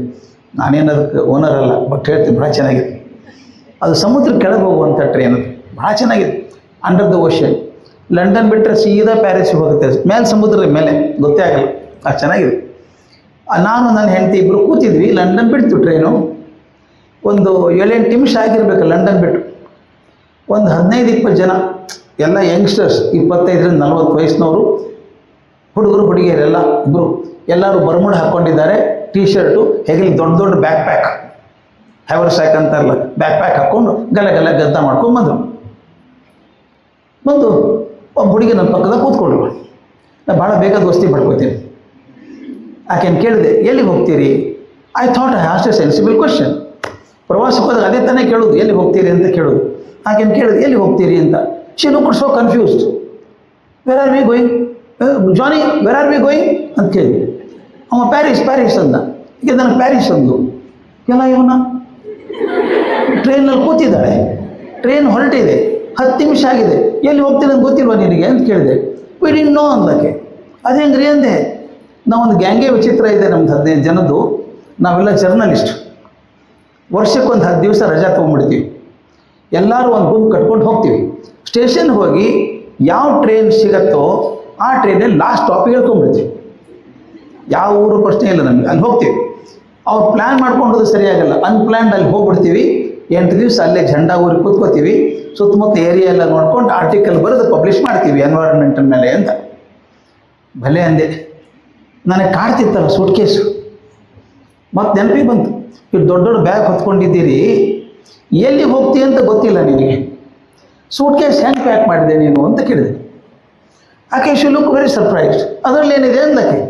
1-2 ಬೆಚ್ಚ ಬಟ್ಟೆ ಹಾಕ್ಕೊಂಡಿದ್ದೀನಿ, 2 ತೆಳ್ಳಗಂದು ಹಾಕ್ಕೊಂಡಿದ್ದೀನಿ, ಚಳಿ ಆದರೆ ಅದನ್ನು ಹಾಕ್ಕೊತೀನಿ, ಬೇಸಿಗೆ ಇದ್ರೆ ಇದನ್ನು ಹಾಕ್ಕೊತೀನಿ, ಅದೇನು ತೊಂದರೆ ಅಂದು. ಹೌದಲ್ಲ, ನಮ್ಮ ಹುಡುಗರು ಸೂಟ್ ಕೇಸ್ ಹಂಗೆ ಮಾಡಬೇಕಲ್ಲ ನಾನು ಅಲ್ವಾ. ನನಗೆ ಭಾಳ ಕಾಡುತ್ತೆ, ಬೇಸಿಕ್ ಕಾಡ್ತಾವೆ ನನಗೆಲ್ಲ ಇವು. ಫಸ್ಟ್ ನಾನು ಹೇಳ್ತೀನಿ, superficial cosmetic changes in education are not useful. ಬೇಸಿಂದ ಚೇಂಜ್ ಮಾಡ್ಬೇಕು ನಾವು ಅದನ್ನು. The way we look at education should change. ನಾವು ಟಾಪಿಕ್ ಚೇಂಜ್ ಮಾಡ್ತೀವಿ, ಸಿಲೆಬಸ್ ಚೇಂಜ್ ಮಾಡಿದಾಗ ಫಸ್ಟ್ ಟಾಪಿಕ್ ಥರ್ಡ್ ಆಗುತ್ತೆ, ಥರ್ಡ್ ಫಸ್ಟ್ ಆಗುತ್ತೆ, ಫಸ್ಟ್ ಇಯರ್ ಸೆಕೆಂಡ್ ಇಯರ್ ಹಾಕ್ತೀವಿ. ಇದೇ ಕೆಲಸ. ಇದರಿಂದ ಏನು ಉದ್ಧಾರ ಆಗಲ್ಲ. ನಾವು ಶಿಕ್ಷಣ ನೋಡೋದು ರೀತಿಯೇ ಬದಲಾಗಬೇಕು. ನಮ್ದು ಹೆಂಗೆ ಬದಲಾಗಬೇಕು? ನಾ ಕೇಳಿದೆ, ನಾಳೆ ಮಕ್ಕಳು ಎಲ್ಲಿ ಹೋಗ್ತಾರೋ ಗೊತ್ತಿಲ್ಲ. ಇವತ್ತು ಬೆಳಗ್ಗೆ ನಾನು ಬೆಂಗಳೂರಿಂದ ಬರಬೇಕಾದ್ರೆ ವಿಮಾನದಲ್ಲಿ ನನ್ನ ಜೊತೆ ಒಂದಿಷ್ಟು ಜನ ಇದ್ದರು. ಒಂದು ಫ್ಯಾಮಿಲಿ ಗಂಡ ಹೆಂಡತಿ ಮಗು ದುಬೈನಿಂದ ಬಂದವರು, ಇಬ್ಬರು ಗಂಡ ಹೆಂಡತಿ ಕುವೈತಿಂದ ಬಂದವರು. ನಾವೇನು ಓಡಿ ಬಂದ್ರ ಅಂತ ಕೇಳಿದೆ ಗಾಬರಿಯಾಗಿ. ಒಂದು ರೀತಿ ಹಾಗೆ ಬಂದದ್ದು ಅಂದ್ಲಕ್ಕೆ. ಆದರೆ ಸರ್, ಆ ಹುಡುಗ ಹೇಳ್ತಾನೆ, ದುಬೈ ಏರ್ಪೋರ್ಟಲ್ಲಿ ಕೆಲಸ ಮಾಡ್ತಾನೆ ಹುಡುಗ. ಅವನು ಹೇಳ್ತಾನೆ, ನಮ್ಮ ಮುಂದೆ 5 ಬಾಂಬ್ ಬಿತ್ತು ಸರ್, ನಾ ಬದುಕ್ತೀನಿ ಅಂತ ಗ್ಯಾರಂಟಿ ಇರಲಿಲ್ಲ ನನಗೆ. ಗ್ಯಾರಂಟಿ ಬದುಕಲ್ಲ. ಮಾರ್ಚ್ ತಿಂಗಳಲ್ಲಿ ಡಮ ಡಮ ಸಪ್ಪಳ ಕೇಳಿಸೋದು ನಮಗೆ. ಮಾರ್ಚ್ ದಿನಾನೇ ಮುಂದೆ ಹೋಗ್ತಿರ್ಲಿಲ್ಲ ನಮಗೆ ಅಂತ ಹೇಳ್ಕೊಂಡ್ರು. ನಾನು ಕೇಳೋದು, ಮೊದಲು ಇದ್ರಲ್ಲ ದುಬೈದಲ್ಲಿ ಶಾಂತವಾಗಿದ್ದರಲ್ಲ, ಈಗ ಟೆನ್ಷನ್ನಲ್ಲಿದ್ದಾರಲ್ಲ. ನನ್ನ ಪರಿಸ್ಥಿತಿ ಅದು. ಕಷ್ಟದಲ್ಲೋ ಸುಖದಲ್ಲೋ, ಭಯದಲ್ಲೋ ನಿರಾಳವಾದ ವಾತಾವರಣದಲ್ಲೋ ಸಂತೋಷವಾಗಿರೋದನ್ನು ಯಾವುದು ಕಲಿಸುತ್ತೋ ಅದು ನಿಜವಾದ ಶಿಕ್ಷಣ. ಎಂಥ ಪರಿಸ್ಥಿತಿ ಬರಲಿ ಆರಾಮಾಗಿರ್ತೀನಿ, come what may I can be happy. ಹಾಗೆ ಬದುಕೋಂಗೆ ಏನು ಮಾಡಬೇಕು? ನಾನು ಏನು ಕಲಿಸ್ಬೇಕಾಗಾದ್ರೆ ನಿಮ್ಮ ಬ್ಯಾಗಲ್ಲಿ ಏನು ಹಾಕಬೇಕು? ಈ ನಾವು ಹಾಕೋ ಸಬ್ಜೆಕ್ಟ್ ಎಲ್ಲ ಒಳ್ಳೆಯದು. ಎಲ್ಲ 6 ಸಬ್ಜೆಕ್ಟ್ ಪರೀಕ್ಷೆಗೆ ಇರಬೇಕು, 600 ಮಾರ್ಕ್ಸ್ ಬರಬೇಕು, ಅದೆಲ್ಲ ಕರೆಕ್ಟ್. ಈ ಮಾರ್ಕ್ ಜೊತೆಗೆ ಇನ್ನೇನೋ ಕೊಡಬೇಕಾಗತ್ತೆ. ನಾನು ಬರೀ ಮಾರ್ಕ್ಸಿಂದ ಪಾರಾಗಲ್ಲ. ನಾನು ನೋಡಿದ್ದೀನಿ, ಕೆಲವೊಂದು ಸಲ ತಪ್ಪು ತಿಳ್ಕೊಬೇಡಿ ಹೇಳ್ತೇನಂತ, ಈ ಮಾರ್ಕ್ಸ್ಗಳು ಬರೋದು ಭಾಳ ಕಷ್ಟ ಇಲ್ಲ, ಭಾಳ ಸುಲಭ ಇದೆ. ಇರೋದೇ ಒಂದಿಷ್ಟು ಸಿಲೆಬಸ್, ಅದೇನು ದೊಡ್ಡದಿಲ್ಲ, ಏನಿಲ್ಲ. ನಿಜವಾಗ್ಲೂ ಓದಿದರೆ 3 ತಿಂಗಳಲ್ಲಿ ಮುಗಿದು ಹೋಗುತ್ತೆ. 9 ತಿಂಗಳು ಬೇಕೇ ಆಗಿಲ್ಲ ಅದಕ್ಕೆ. ಬೇಕೋ ನನ್ನ ಮೇಸ್ಟ್ ಯಾರೂ ಇಲ್ಲ ಇಲ್ಲಿ. ಎಂದೂ 1 ವರ್ಷ ಓದಲಿಲ್ಲ ನಾನು. 3 ತಿಂಗಳಲ್ಲಿ ಮುಗಿದು ಹೋಗ್ತಿದ್ದೆಲ್ಲ ಖಾಲಿ. ವಿಷಯ ಇರೋದು ಇಷ್ಟಿರುತ್ತೆ ಅದು. ಆಮೇಲೆ ಪರೀಕ್ಷೆದಲ್ಲಿ ಬರೀತೀರಿ, ಮಾರ್ಕ್ಸ್ ಬರುತ್ತೆ. ಮುಂದೇನು? ಈಗ ಒಂದು ಪ್ರಶ್ನೆ ಕೇಳಬೇಕು. ನೀವೆಲ್ಲ PUC ಡಿಗ್ರಿ ಮಕ್ಕಳಲ್ವೆಲ್ಲರೂ? ಓಕೆ, ನಿಮ್ಗೆ 7th ಸ್ಟ್ಯಾಂಡರ್ಡ್ ಓದಿದ ನೆನಪಿದೆಯಾ ಏನಾದರೂ? ಅಥವಾ ಡಿಗ್ರಿ ಮಕ್ಕಳಿಗೆ PUCಯಲ್ಲಿ ಓದಿದಂಥ 2nd PUC ಕೆಮಿಸ್ಟ್ರಿ ನೆನಪಿದೆಯಾ? ಅಯ್ಯೋ, ಯಾರು ನೆನಪಿಡ್ತಾನೆ? ನಮ್ಮ SG ಹೆಗಡೆ ಅಂತ ಒಬ್ಬರಿದ್ದರು, PUC ಬೋರ್ಡ್ ಕಮಿಷನರ್ ಆಗಿದ್ದರು. ಇವ್ರು ಗೊತ್ತಿರ್ತದೆ ಜಮಾಚಾರ್ಯವ್ರಿಗೆ. ನನ್ನ ಮೇಲೆ ಭಾರಿ ವಿಶ್ವಾಸ ಅವರಿಗೆ. ಒಂದು ಸಲ ಕರ್ಕೊಂಡು ಹೋದರು PUC ಬೋರ್ಡ್ಗೆ. ಸರ್, ನಮ್ಮ ಈ CETಯಲ್ಲಿ ಟಾಪ್ ರ್ಯಾಂಕರ್ಸ್, ಟಾಪ್ 20 ಅವ್ರಿಗೊಂದೇನಾದರೂ ಮಾಡಿ ಅಂದರು.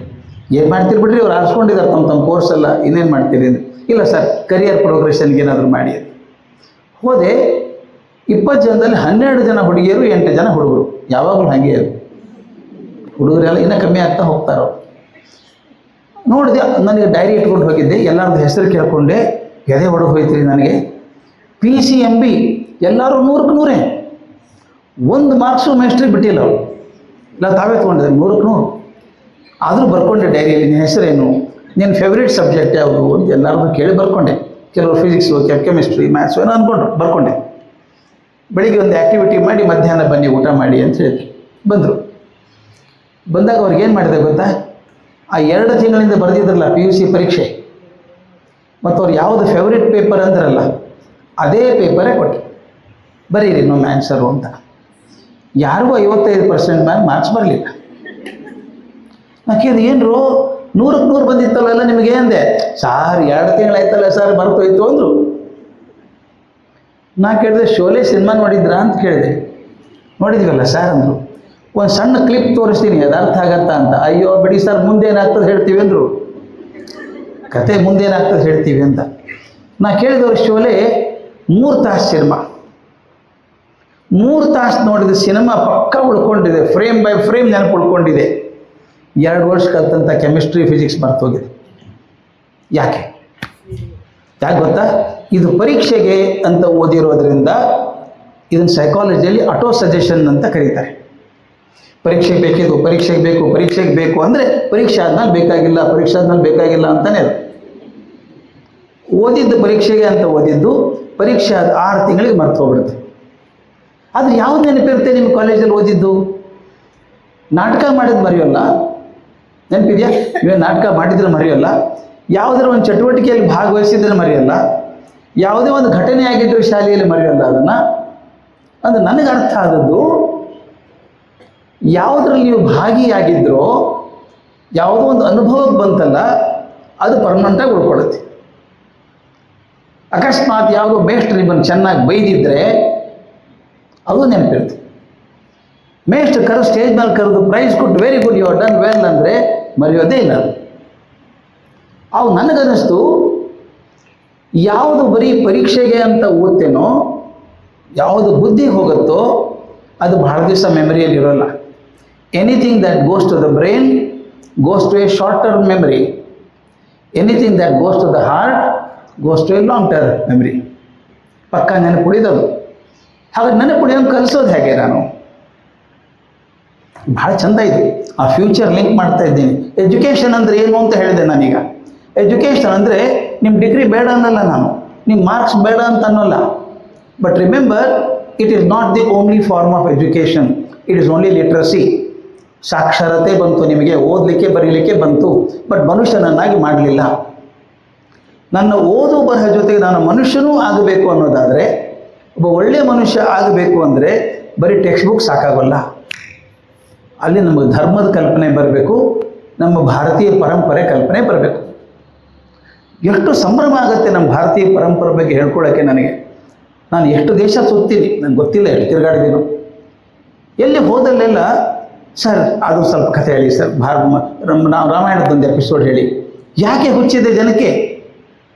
ಯಾಕಂದರೆ ನಾನು ನೋಡಿದ್ದೇನೆ, ಪ್ರಪಂಚದ ಯಾವುದೇ ಜಗತ್ತಿನ ಭಾಷೆಯ ಕ್ಲಾಸಿಕ್ ಅಂತ ಏನು ತಗೋತಿರೋ ಅವೆಲ್ಲಕ್ಕಿಂತ ದೊಡ್ಡದಾಗಿರೋದು ನಮ್ಮ ಭಾರತದ ಎರಡು, ಒಂದು ರಾಮಾಯಣ, ಒಂದು ಮಹಾಭಾರತ, ಎರಡು ಸಾಕು.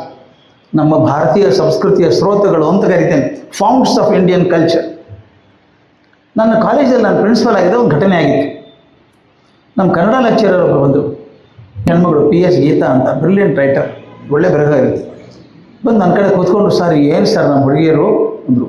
ಯಾಕ್ರಿ ಏನಾಯಿತು ಅಂತ ಕೇಳಿದೆ. ಮಿಡ್ ಟರ್ಮ್ ಪರೀಕ್ಷೆ ಆಗಿದೆ, second year BA optional Kannada. ಅದರೊಳಗೆ ಹುಡುಗಿ ಬರೆದಾಳೊಬ್ಬಳು, ಭೀಷ್ಮನ ಹೆಂಡತಿಯಾದ ದ್ರೌಪದಿಯು ಬರೆದಾಳೆ. ನೋಡಿ ಸರ್, ಏನು ಇವ್ರಿಗೆ ಜ್ಞಾನನೇ ಇಲ್ಲ ಸರ್, 20 ವರ್ಷ ಸರ್ ಅಂತ. ನಾ ಇದೆ, ಹುಡುಗಿನ ಬೈಬೇಡಿ, don't blame her. What have you done, what have I done? ನಾವೇನು ಮಾಡಿದ್ದೀವಿ?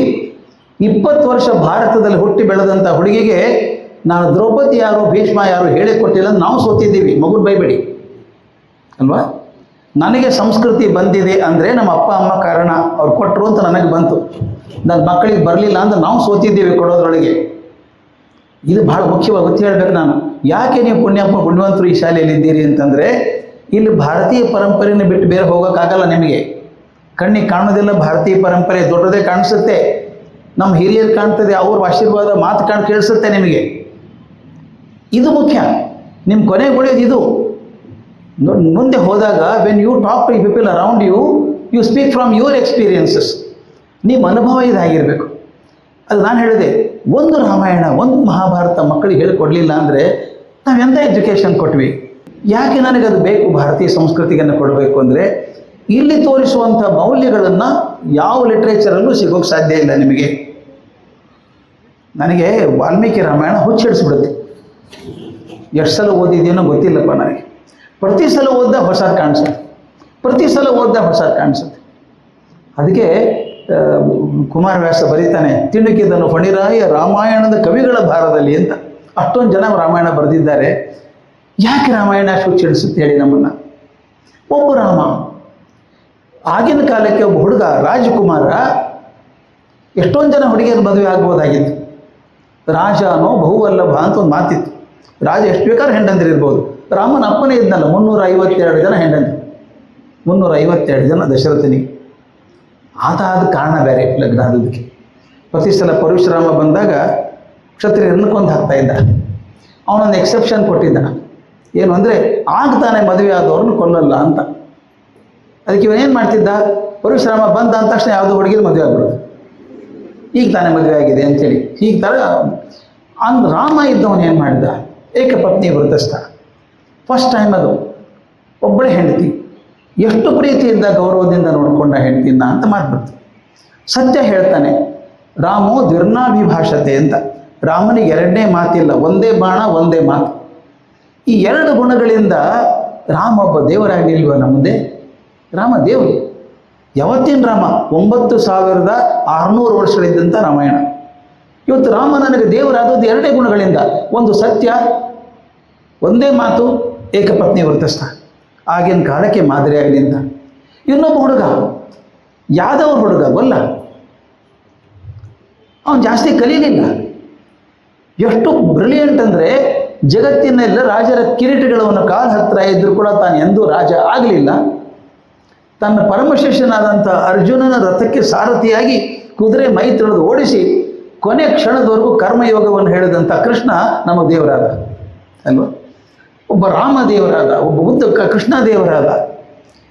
ರಾಜಕುಮಾರನಾಗಿ ಸಂಭ್ರಮದಲ್ಲಿ 29 ವರ್ಷ ಕಳೆದಂಥ ಬುದ್ಧ, ಛೇ ಇದು ಬೇಡ ನನಗೆ ಅಂತ ಕಾಡಿಗೆ ಹೋಗಿ ಸಿದ್ಧಾರ್ಥ ಬುದ್ಧ ಅದನ್ನಲ್ಲ, ಅವನು ದೇವರಾದ. ನನಗೇನು ಬೇಡ, ಅಪರಿಗ್ರಹ ನನ್ನ ವೃತ ಅಂತ ಹೇಳಿ ಎಲ್ಲವನ್ನ ತ್ಯಾಗ ಮಾಡಿ ದಿಗಂಬರನಾದಂಥ ಮಹಾವೀರ ನಮಗೆ ದೇವರಾದ ಅಲ್ವಾ. ಅದ್ಭುತ ಅನಿಸಲ್ವಾ ನಿಮಗೆ? ಯಾರು ತನ್ನನ್ನು ಶಿಲುಬೆಗೆ ಏರಿಸಿದ್ರೋ, ಎಂಥ ಕ್ರೂಷಿಯಲ್ ವಸ್ತಿದು. ಮಳೆ ಹೊಡೆದು ಕೊಲ್ಲದಂತರ ಕ್ರೂರ ಕೆಲಸ, ಕಾಲಿಗೆ ಕೈಗೆ ಮಳೆ ಹೊಡೆದು ಹಾಗೆ ರಕ್ತ ಸೋರಿ ಸಾಯುವಾಗೆ ಕಡಿಯೋದಿದೆಯಲ್ಲ, ಅಂಥವ್ರನ್ನ ಕೇಳ್ಕೊತಾನೆ Jesus Christ, God forgive them, they know not know what they do. ಭಗವಂತ ಅವ್ರನ್ನ ಕ್ಷಮಿಸ್ಬಿಡು, ಅವ್ರು ಏನು ಮಾಡ್ತೀವಿ ಅಂತ ಅವ್ರಿಗೆ ಗೊತ್ತಿಲ್ಲ ಅಂತ.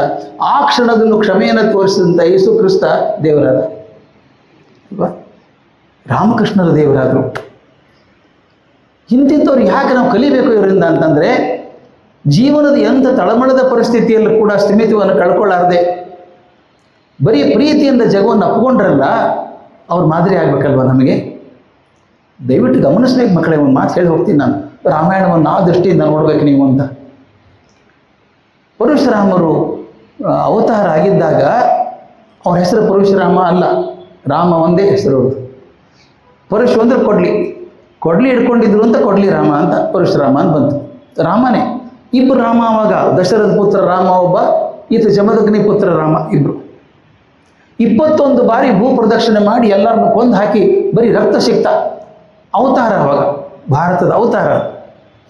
ವಿಶ್ವಾಮಿತ್ರ ಅಂದ್ಕೊಂಡ್ರು ಇದು ಹಿಂಸೆ ಅವತಾರ, ಬೇಡ ನನಗೆ ಅಹಿಂಸೆ ಆಗಬೇಕು ಅಂತ ರಾಮನ ಪ್ರತಿಷ್ಠಾಪನೆ ಮಾಡಿದರು ಅವತಾರ ಅಂತ ಹೇಳಿ. ಇದು ದೊಡ್ಡ ಕೆಲಸ ಆದದ್ದು. ಹಿಂಸೆಯ ಮಾದರಿಯನ್ನು ತೆಗೆದು ಅಹಿಂಸೆಯ ಮಾದರಿಯನ್ನು ಕೂಡಿಸಿದ್ರಲ್ಲ, ರಾಮನನ್ನು ಮಾದರಿ ಮಾಡಿದ್ರು ನೋಡಿ. ಎಂಥ ರಾಮ ಅವನು. ನಾವೆಲ್ಲ ಕತೆ ತಪ್ಪು ಕೇಳ್ತೀವಿ ಕೆಲವು ಸಲ. ನೀವು ಓದಿದ್ದೀರಿ ಅಹಲ್ಯೋದ್ಧಾರ ಅಂತ ಕೇಳ್ತೀವಿ. ರಾಮ ಹೋದ ಗೌತಮಾಶ್ರಮಕ್ಕೆ, ಅಲ್ಲೊಂದು ದೊಡ್ಡ ಕಲ್ಲಿತ್ತು, ರಾಮ ಕಾಲು ಮುಟ್ಟಿದ ತಕ್ಷಣ ಅದು ಹೆಣ್ಣಾಗಿ ಅಹಲ್ಯ ಆದಲು ಅಂತ. ಹಾಗೆ ತಾನೇ ಕೇಳಿದ್ದು ನಾವೆಲ್ಲರೂ. ರಾಮನ ಪದಸ್ಪರ್ಶದಿಂದ ಕಲ್ಲಿದ್ದಂಥ ಅಹಲ್ಯೆ ಹೆಂಗಸಾದ್ಲು ಅಂತ ಕೇಳ್ತೀವಿ. ಇದು ರಾಮಾಯಣದ ಮಾತಲ್ಲ, ರಾಮಾಯಣದಲ್ಲಿ ಇಲ್ಲ.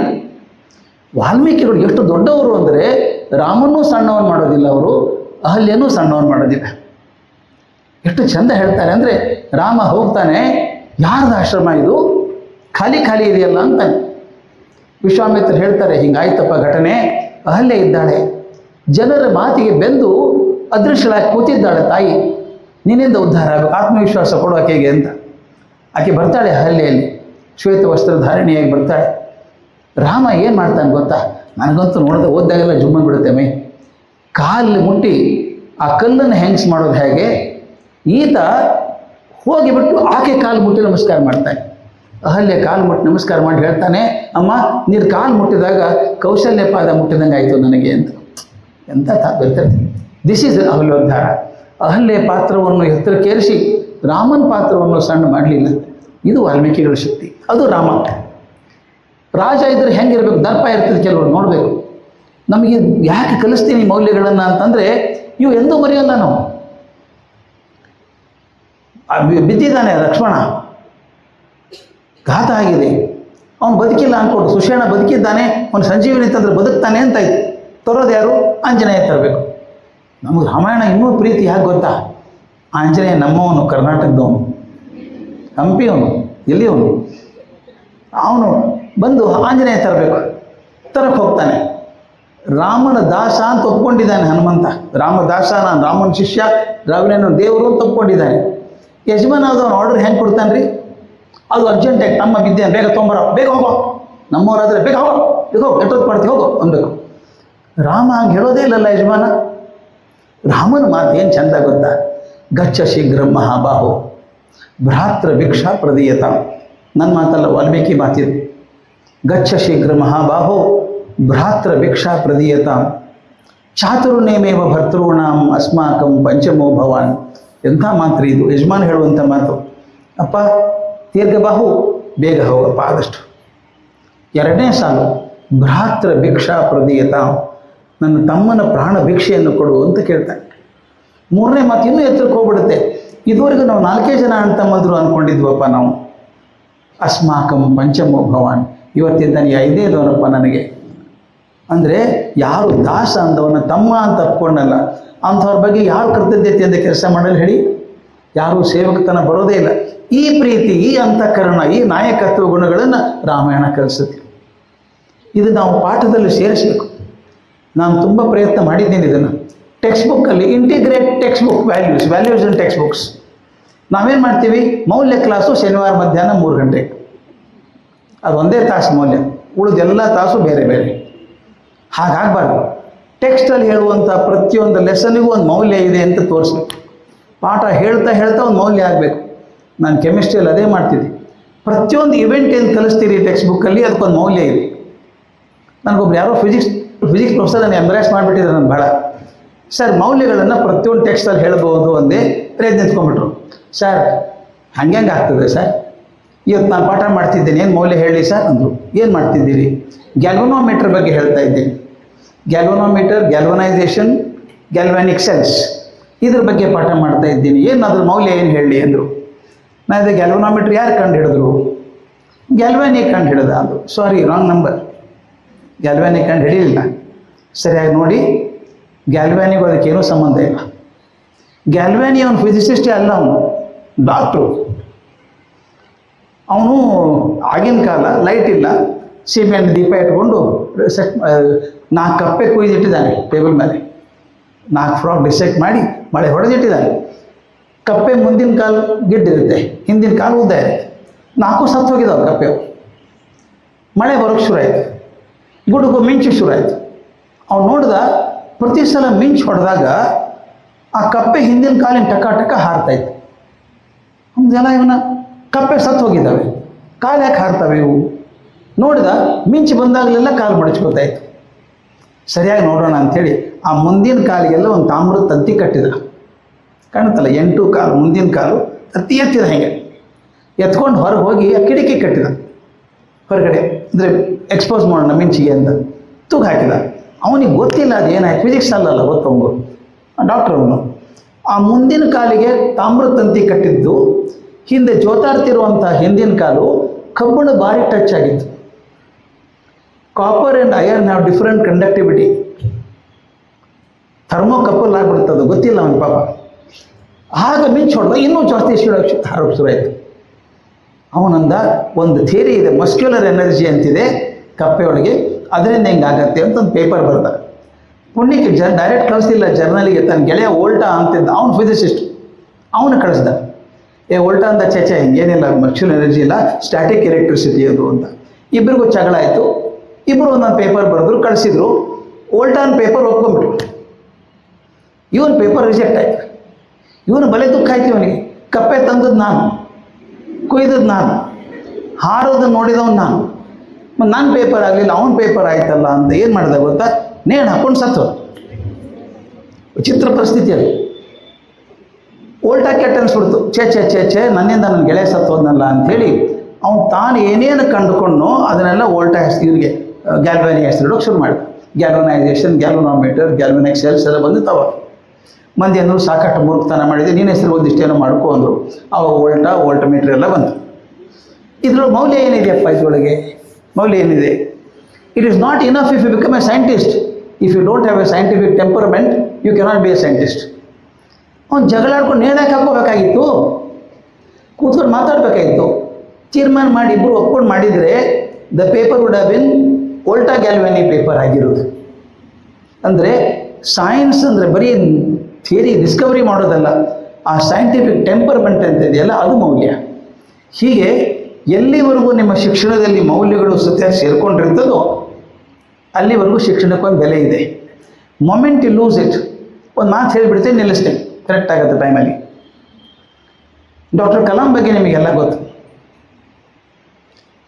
ನಾನು ಅವ್ರ ಜೊತೆಗೆ 15 ವರ್ಷ ಓಡಾಡಿದವು. ಅಷ್ಟು ಮಗುನಂತ ಮನುಷ್ಯದ್ದದ್ದು ಮನುಷ್ಯನ ನಾನು ನೋಡಲಿಲ್ಲ, ಇದುವರೆಗೂ ನೋಡಿಲ್ಲ. ನೋಡ್ತೀನಿ ಅಂತ ನಂಬಿಕೆ ಇಲ್ಲ. ಮಗು ಅಂದರೆ ಮಗುನೇ. ನಾವೇ ನೆನಪು ಮಾಡಿ, ಸರ್ ನೀವು ಪ್ರೆಸಿಡೆಂಟ್ ಸರ್, ನೀವು ಪ್ರೆಸಿಡೆಂಟ್ ಸರ್ ನೆನಪು ಮಾಡಬೇಕು. ನಮ್ಮಲ್ಲಿ ಪಂಚಾಯತಿ ಮೆಂಬರ್ಸ್ ಇರ್ತಾರೆ, ನೋಡ್ಬೇಕು ಅವ್ರು ಏನು ಸ್ಟೈಲು, ಠೇಂಕಾರ. ಸಾಹೇಬ್ರು ಬರ್ತಾ ಇದ್ದಾರೆ, ಸಾಹೇಬ್ರು ಧೂಮಕೇತು ಬರ್ತಾ ಇದೆಯಾ ಏನು? ಕಲಾಂ ಬಂದ್ರೆ ಇಲ್ಲಿ ಕೂತ್ಕೊಂಡ್ಬಿಡ್ಬೇಕ್ರಿ. ಅವ್ರು ಬಂದರೆ ಗಾಬರಿ ಆಗ್ಬೇಕು ಯಾರಿಗಾದ್ರು. ಯಾಕೆ ಹಂಗಿದ್ರು ಅಂತ ಹೇಳ್ತೀನಿ. ಇದು ಮೌಲ್ಯ ಬಂದ ಕಾರಣ. ಅವರು ಪ್ರೆಸಿಡೆಂಟ್ ಬೇಕಾದಷ್ಟು ಪ್ರೋಗ್ರಾಮ್ಗೆ ಹೋಗೋರು, ಮಕ್ಕಳ ಹತ್ರ ಭಾಳ ಮಾತಾಡೋರು. ಅವ್ರ ಕಮಿಟ್ಮೆಂಟ್ ಬಗ್ಗೆ ಹೇಳ್ಬೇಕು. ನಾನು ಹೋದ ತಕ್ಷಣ ಮೆಮೆಂಟೋ ಕೊಡ್ತಾರಲ್ಲ, ಗಿಫ್ಟ್ ಕೊಡ್ತಾರಲ್ಲ ಎಲ್ಲರಿಗೂ. ಕೊಟ್ಟ ತಕ್ಷಣ no don't take it home, keep it the museum. ನನಗೆ ತಲೆ ಕೆಟ್ಟು ಹೋಗ್ತಿತ್ತು. ಪ್ರತಿ ಸಲ ಹೇಳೋರು ಅದನ್ನು. ಆ ಸೆಕ್ರೆಟರಿ ಗೊತ್ತವನಿಗೆ, ಪ್ರಸಾದ್ ಅಂತ ಹುಡುಗ, ಗಿಫ್ಟನ್ನು ನಾನು ಮನೆಗೆ ತರಬೇಡ. ಮನೆ ಅಂತ ಇಲ್ಲೇ ಇಲ್ಲ, ಎಲ್ಲಿದೆ ರಾಷ್ಟ್ರಪತಿ ಭವನದಲ್ಲಿ ಒಂದು ಮನೆ ಹೋದ್ರು, ಮಲ್ಲಿದ್ದರು.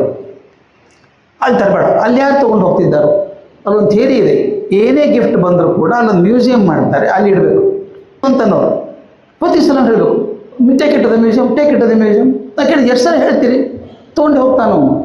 No no no you should not take it home. ಯಾಕೆ ಹಿಂಗೆ ಮಾಡ್ತೀರಿ ಅಂತ ಕೇಳಿದ್ರೆ ಒಂದು ಘಟನೆ ಹೇಳಿದರು ಅವರು. ಇದು ಮುಖ್ಯ ನನಗೆ.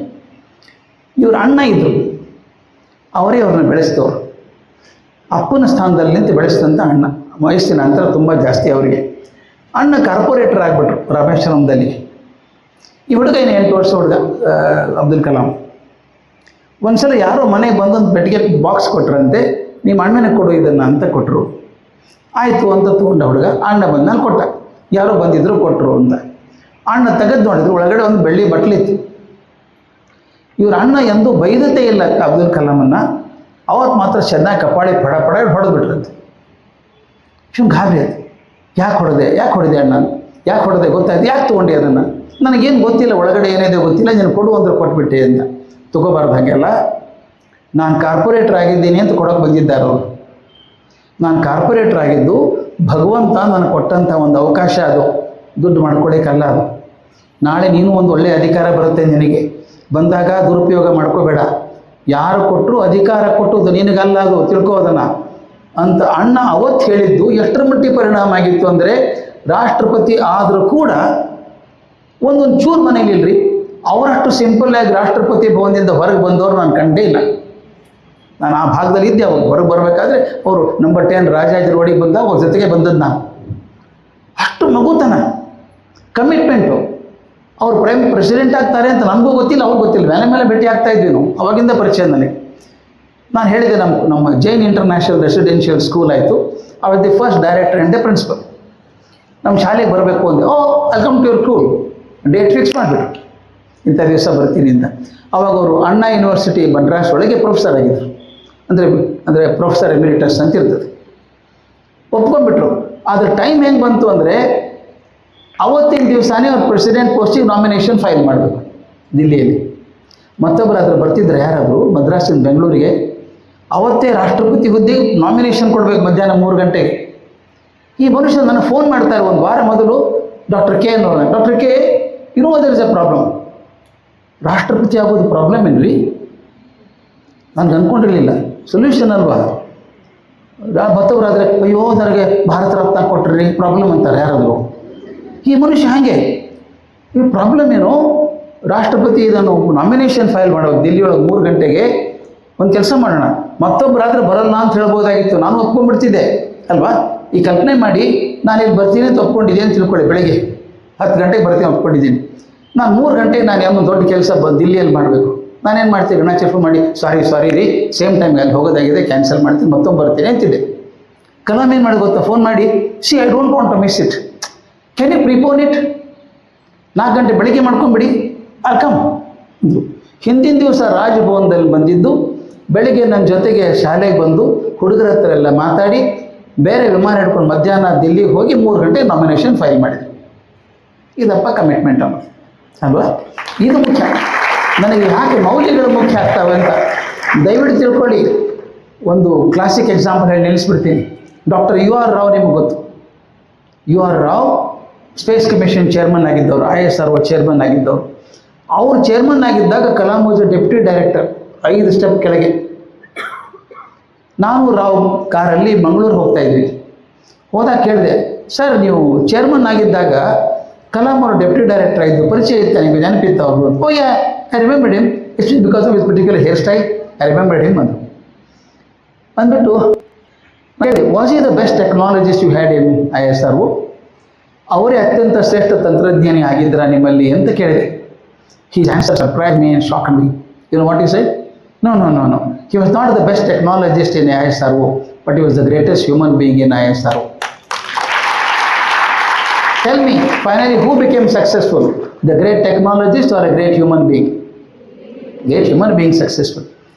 ಈಗ ಒಂದು ಪ್ರಯೋಗ ಮಾಡಿದ್ದೆ ನಾನು ರಾಜಕೋಟದಲ್ಲಿ ಹೋದಾಗ. ಒಂದು 50 ಜನ CBSE ಸ್ಕೂಲ್ ಪ್ರಿನ್ಸಿಪಲ್ಸ್ ಇದ್ರು ನನ್ನ ಜೊತೆಗೆ, ಟ್ರೈನಿಂಗ್ ಮಾಡ್ತಾ ಇದ್ದೆ. ನಾ ಪ್ರಿನ್ಸಿಪಾಲಿಗೆ ದೊಡ್ಡ ಪ್ರಶ್ನೆ ಕೇಳಬಾರ್ದು, ಬಟ್ ಕೇಳಿದೆ. 50 ಜನಕ್ಕೆ ಎಲ್ಲ ನೋಟ್ಬುಕ್ ತೊಗೊಳ್ಳಿ, ಗೂಗಲ್ ಎಲ್ಲ ಓಪನ್ ಮಾಡಬೇಡಿ, ಮೊಬೈಲ್ ಬಂದ್ ಮಾಡಿ, write down the names of all the presidents of India ಅಂದೆ. Names all presidents of India. Order ಪ್ರಕಾರ ಹೆಂಗಾರು ಬರೀರಿ ಅಂದೆ. 5 ನಿಮಿಷ ಟೈಮ್ ಕೊಟ್ಟೆ. ನಿಮ್ಗೆ ಆಶ್ಚರ್ಯ ಆಗುತ್ತೆ, 50ರಲ್ಲಿ 39 ಜನ ಎಲ್ಲರಿಗೂ ಹೆಸರು ಬರೀಲಿಲ್ಲ. ಅಲ್ಲೊಂದು ಹೆಸರು ಮರ್ತೋಗಿತ್ತು. ನಾ ಎಲ್ಲ ತೋರಿಸಿದೆ ಹೆಸರು ಯಾವುದು ಅಂತ. Oh sorry sir, we forgot some names ಅಂದರು. ಅಂದರೆ why do you feel sorry? They should feel sorry ಅಲ್ವಾ? ಅಂದರೆ ರಾಷ್ಟ್ರಪತಿ ಆದರೂ ನಿಮ್ಮನ್ನು ನೆನಪಿಡ್ತಾರೆ ಜನ ಅಂತ ಗ್ಯಾರಂಟಿ ಇಲ್ಲ. ಆದರೆ ಕೆಲವ್ರನ್ನ ಮರೆಯಲ್ಲ. ಯಾಕೆ ಮರೆಯಲ್ಲ? ಒಂದೇ ಸ್ಥಾನ ತಾನೇ ಅದು, ಪ್ರೆಸಿಡೆಂಟ್ ಪೋಸ್ಟ್ ಅಂತ. ಎಲ್ಲರೂ ಅದೇ 1 to 100 ತನಕ ಎಲ್ಲರೂ ಒಂದೇ. ಕೆಲವ್ರನ್ನ ಮರೆಯಲ್ಲ, ಕೆಲವ್ರು ಮರೆತೇ ಹೋಗ್ತದೆ. ಯಾಕೆ? ಅದೇ ಸ್ಥಾನದಲ್ಲಿದ್ದರು. ಯಾರು ಮೌಲ್ಯಗಳನ್ನು ಹಾಕ್ಕೊಂಡು ಬದುಕಿದ್ರೋ, ಮತ್ತೊಬ್ಬರಿಗೆ ಮಾದರಿ ಆದರೂ ಅವ್ರನ್ನ ಯಾರೂ ಮರೆಯಲಿಲ್ಲ. ಯಾರು ಯಾವುದೋ ರಾಜಕಾರಣದಿಂದಾಗಿ ಬಂದು ಕೂತ್ಕೊಂಡ್ರೋ ಅವ್ರನ್ನ ಮರ್ತರು. ಸಿಂಪಲ್. ಹುದ್ದೆ ಮುಖ್ಯ ಅಲ್ಲ, what you do with the profession, what you do with the post is more important. ಆದ್ದರಿಂದ when you think of the future of students or youth, I would say role of education, not just education, value education. If you get value education, your future is very safe. Suitcase is properly packed. ಆ 4 ಮೌಲ್ಯಗಳನ್ನು ಹಾಕಿದಾಗ ಮೊಟ್ಟ ಮೊದಲು ಬರಬೇಕಾದದ್ದು ನಿಮಗೆ ನಿಮ್ಮ ತಂದೆ ತಾಯಿ ಬಗ್ಗೆ ಅಭಿಮಾನ, ಪ್ರೀತಿ. First, if it does not get you, it is not education. ಎಷ್ಟೋ ಜನ ನಮ್ಮ ತಾಯಿಗೆ ಹೇಳ್ತೀವಿ, ನೀವು ಯಾರು ಹೇಳಲ್ಲ, ಒಳ್ಳೆ ಹುಡುಗರು ನೀವೆಲ್ಲ, ನಿನಗೇನು ಗೊತ್ತು ನಿರ್ಮ ಅಂತೀವಿ ಅಮ್ಮಂದಿರಿಗೆ ನಾವು. ಆಕೆಗೆ ನಿಮ್ಮ ಸೈನ್ಸ್ ಗೊತ್ತಿರಲಿಕ್ಕಿಲ್ಲ, ಜೀವನಾನುಭವ ತುಂಬ ಚೆನ್ನಾಗಿದೆ. ನಿಮಗೇನಾದರೂ ಒಂಚೂರು ನೋವಾದರೆ ನಿಮಗಿಂತ ಮೊದಲು ಗೊತ್ತಾಗೋದು ಅಮ್ಮನಿಗೆ. ನಿಮಗೆ ಮಾರ್ಕ್ಸ್ ಚೆನ್ನಾಗಿ ಬಂದು ನಿಮಗಿಂತ 100% ಸಂತೋಷ ಪಡೋದು ತಾಯಿ.